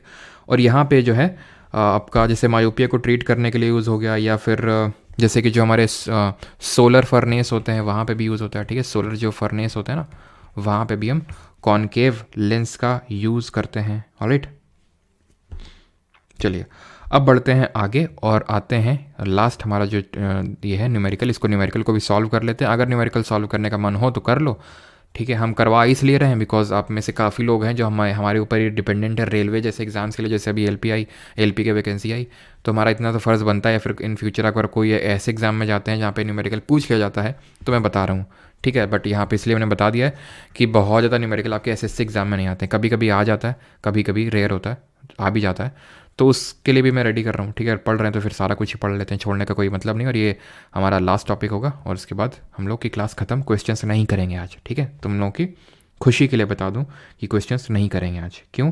क्योंकि तुम लोगों की पहले ऐसी तैसी हो रखी है, तो कल करेंगे। कल का जो लेक्चर है थोड़ा सा लाइट रहेगा, ह्यूमन आई और विजन देखेंगे, ठीक है। तो कल का लेक्चर लाइट रहेगा, उसी के साथ ही क्वेश्चंस कर लेंगे, ठीक है।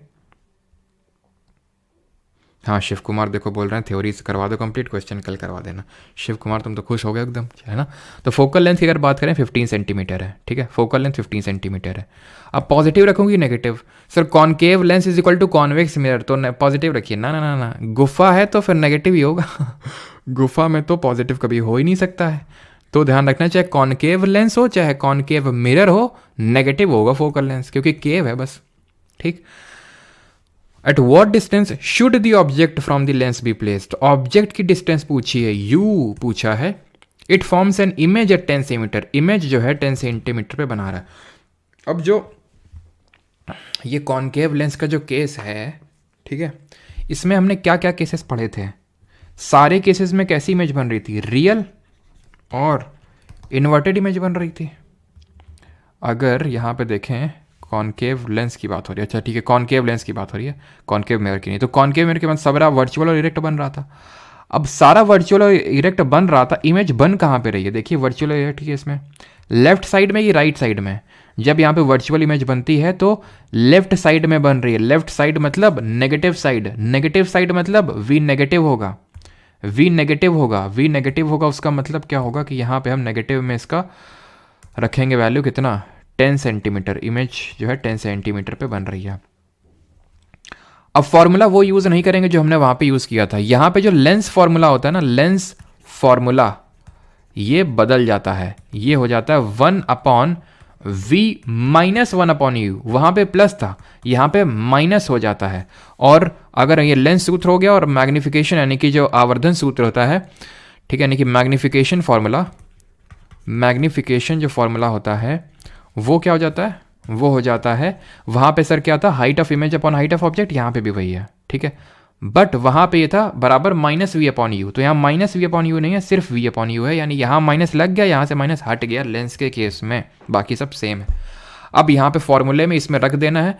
तो माइनस का फोकल लेंथ है ना, तो -1/15 is equal to v, minus का 10 सेंटीमीटर दिया हुआ, तो हम माइनस का 10 रख देंगे, माइनस का 1/u। यही तो है, यही तो फॉर्मूला है। अब 1/10 उधर जाएगा तो 1/10 minus 1/15 is equal to 1/u। ये आएगा 30, ठीक है। एलसीएम 10 × 30, 15 × 30 और 1/u। तो 1/u कितना निकल के आ जाएगा? 1/30। दैट मीन्स कि जो u निकल के आ गया वो 30 सेंटीमीटर निकल के आ गया। पॉजिटिव निकला कि नेगेटिव निकला? पॉजिटिव निकला, ठीक है, पॉजिटिव निकला। बस पॉजिटिव कैसे निकला ये, रुक जाओ, एक बार मैं चेक कर लेता हूँ सारी चीज़ें सही हैं कि नहीं है।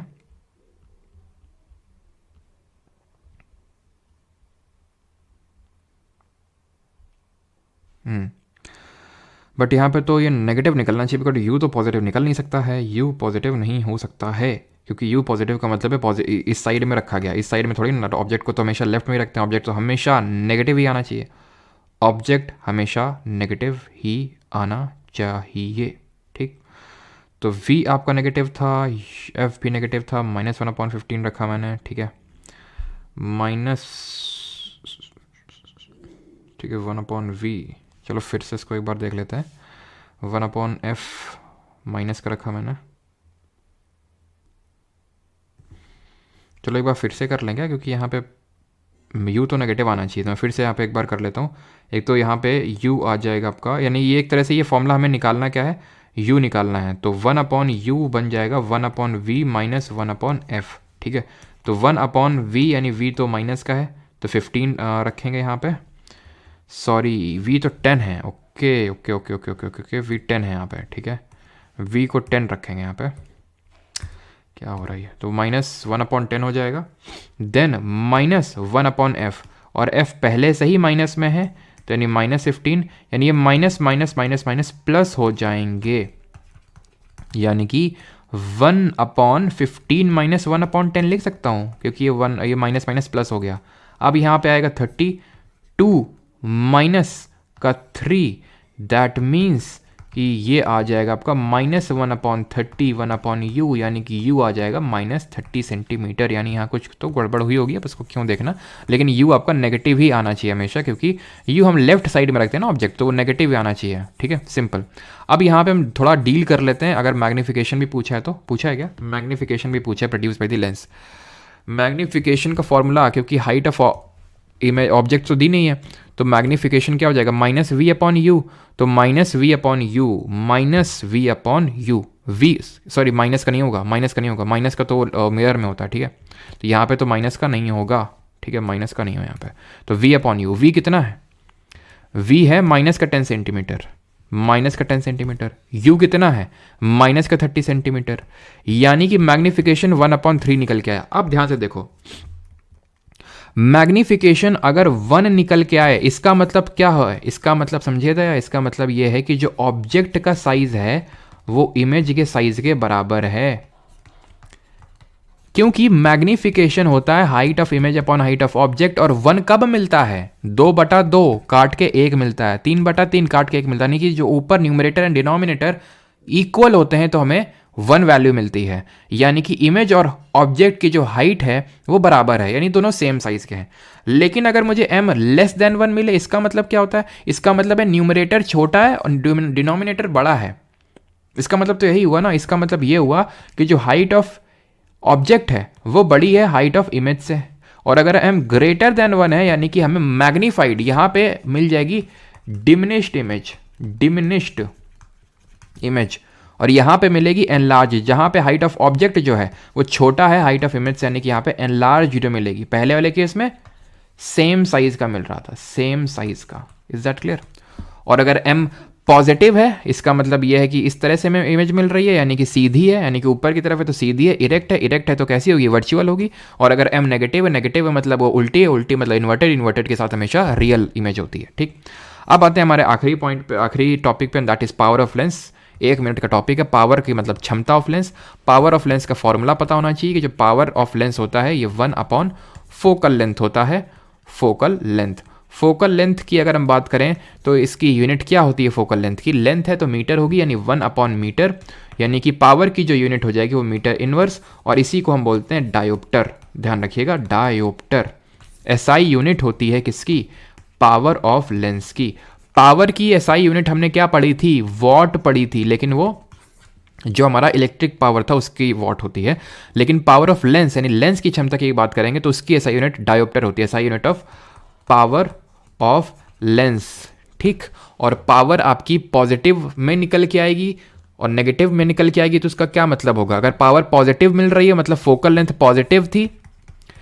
पॉजिटिव फोकल लेंथ कब होती है, जब कॉन्वेक्स होता है, कॉन्वेक्स लेंस। और अगर फोकल लेंथ नेगेटिव होगी तो पावर भी नेगेटिव होगा, ऑब्वियस सी बात है। यानी नेगेटिव पावर का मतलब ये है कि कॉनकेव लेंस। तो अगर आपका जो, आप में से काफ़ी लोग स्पेक्स का यूज़ करते होंगे, तो अगर आपका नेगेटिव पावर है दैट मीन आप कॉनकेव का इस्तेमाल कर रहे हैं, और अगर आप पॉजिटिव है तो देन आप कॉन्वेक्स का यूज़ कर रहे हैं, दोनों है तो बाईफोकल का यूज़ कर रहे हैं, कल देखेंगे दोनों तरह का फोकल है उसमें। Is that clear? ठीक, तो यानी कि अगर मैं आपसे ये बोल दूं, ये मैं आपसे बोल दूं कि एक लेंस है जिसका पावर, एक कॉन्वेक्स लेंस है, ठीक है, अच्छा मुझे बताना, एक कॉन्वेक्स लेंस है, क्वेश्चन पूछते हैं, एक कॉन्वेक्स लेंस है जिसका फोकल लेंथ 5 सेंटीमीटर का है, एक कॉनकेव लेंस है जिसका फोकल लेंथ 10 सेंटीमीटर का है, एक कॉन्वेक्स लेंस और लिया उसका फोकल लेंथ 2 सेंटीमीटर का है, इन तीनों को मैंने जोड़ दिया, मुझे बताओ फाइनली मुझे क्या मिलेगा, फाइनली मुझे क्या पावर मिलेगी और किस तरह का वो लेंस मिलेगा मुझे, जो मैं सबको जोड़ के बना दूंगा, वो बताइए जल्दी से। आखिरी क्वेश्चन है आपके लिए।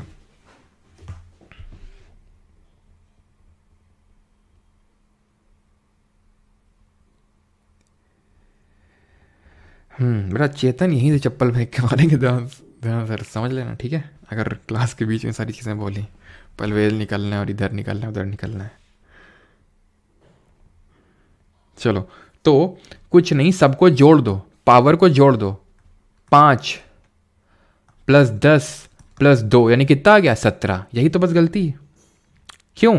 क्योंकि कॉनकेव का नेगेटिव में रखेंगे, कॉन्वेक्स का पॉजिटिव में रखेंगे, यानी कि 5 - 10 + 2, सबको जोड़ ही रहे हैं, लेकिन कॉनकेव का क्योंकि नेगेटिव होता है तो नेगेटिव हो जाएगा, 5 2 7, 7 में 10 घटाएंगे -3 मतलब कॉनकेव मिलेगा, कॉनकेव मिलेगा विद द पावर -3। आखिरी टॉपिक है डिफ्रैक्शन, डिफ्रैक्शन का मतलब कुछ नहीं, बस बेंडिंग ऑफ लाइट होता है, इतना समझ लो, बेंडिंग ऑफ लाइट, जब हमारी लाइट जो है किसी ऑब्जेक्ट के पास जाती है तो उससे प्यार कर बैठती है और वो बेंड हो जाती है उसके अराउंड में, उसके अराउंड घूमने लगती है, वैसे समझ लो बेंड हो जाती है उसके अराउंड, और उसी को डिफ्रैक्शन बोलते हैं, बस खत्म, ठीक है, पक्का खत्म।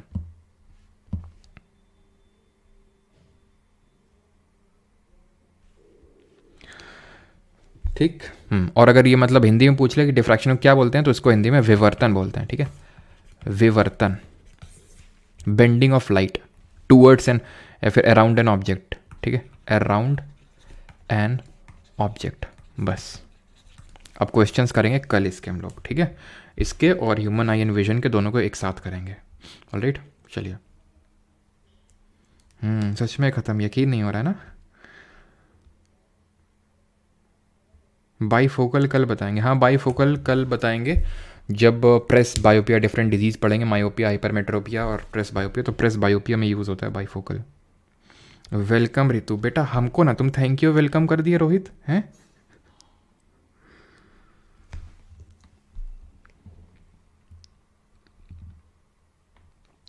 जिम का टाइम हो गया है गुनीश, जाओ भाई जिम करो।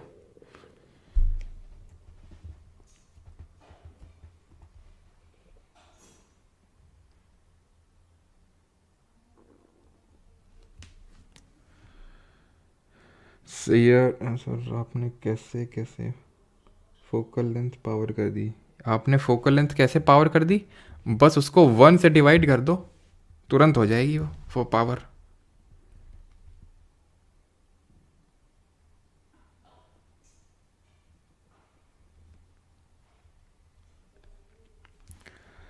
और लेंस और मिरर के बीच में क्या अंतर है? लेंस जो होता है आपका ट्रांसपेरेंट होता है, जो लेंस होता है वो ट्रांसपेरेंट होता है, आर पार हो जाता है उससे, ठीक है, ठीक है, ट्रांसपेरेंट होता है।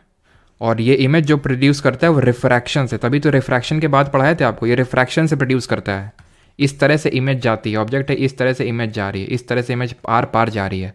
उसमें क्या था, उसमें क्या था, टकरा के वापस आ रही थी, टकरा के वापस आ रही थी, इस तरह से, है ना, था कि नहीं, ये कॉनकेव था, ये कॉन्वेक्स था, इस टकरा के वापस आ रही थी।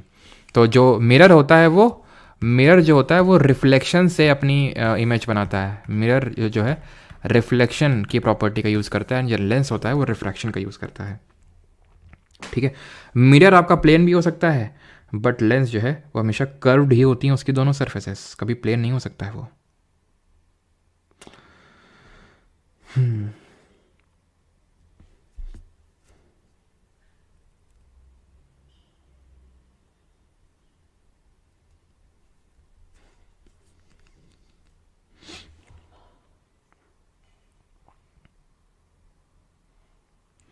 मेरी फर्स्ट क्लास थी सर, मज़ा आ गया, बेस्ट क्लास। अच्छा सर, खांसी बेटा चेतन तुमको आखिरी वार्निंग है ये, अगर तुमने अब कुछ इधर उधर का सच कमेंट किया, देख लेना फिर। साउंड के क्वेश्चंस अपलोड कर दो। अच्छा, अपलोड नहीं हुए क्या क्वेश्चंस? सर आप, मुझे साइकोलॉजी पढ़ना है आपसे। अब तुमको मजाक लग रहा होगा आनंद, है ना? सच में साइकोलॉजी भी मैंने पढ़ रखी है और वो भी मैं आपको पढ़ा दूंगा, ठीक है? साइकोलॉजी के फादर किसको बोलते हैं पहले तो यही बताओ। एस से नाम शुरू होता है। हम्म? कोई जानता है कौन है साइकोलॉजी के फादर? यानी कि अगर आप साइकोलॉजी पढ़ेंगे तो इनका नाम तो आप ज़रूर पढ़ेंगे, सिगमंड फ्राइड, ठीक है? काफ़ी इंटरेस्टिंग सब्जेक्ट है। जब सिलेक्शन हो जाएगा ना तो केव में पढ़ाएंगे तुमको।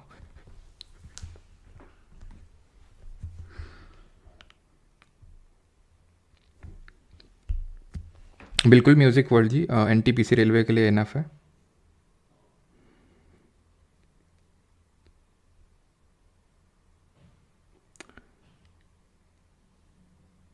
चलो अब किसी का कोई वो डाउट नहीं है, अभी एंड करते हैं लेक्चर को और कल मिलते हैं ह्यूमन आई एंड विजन के साथ, ठीक है? Thank you.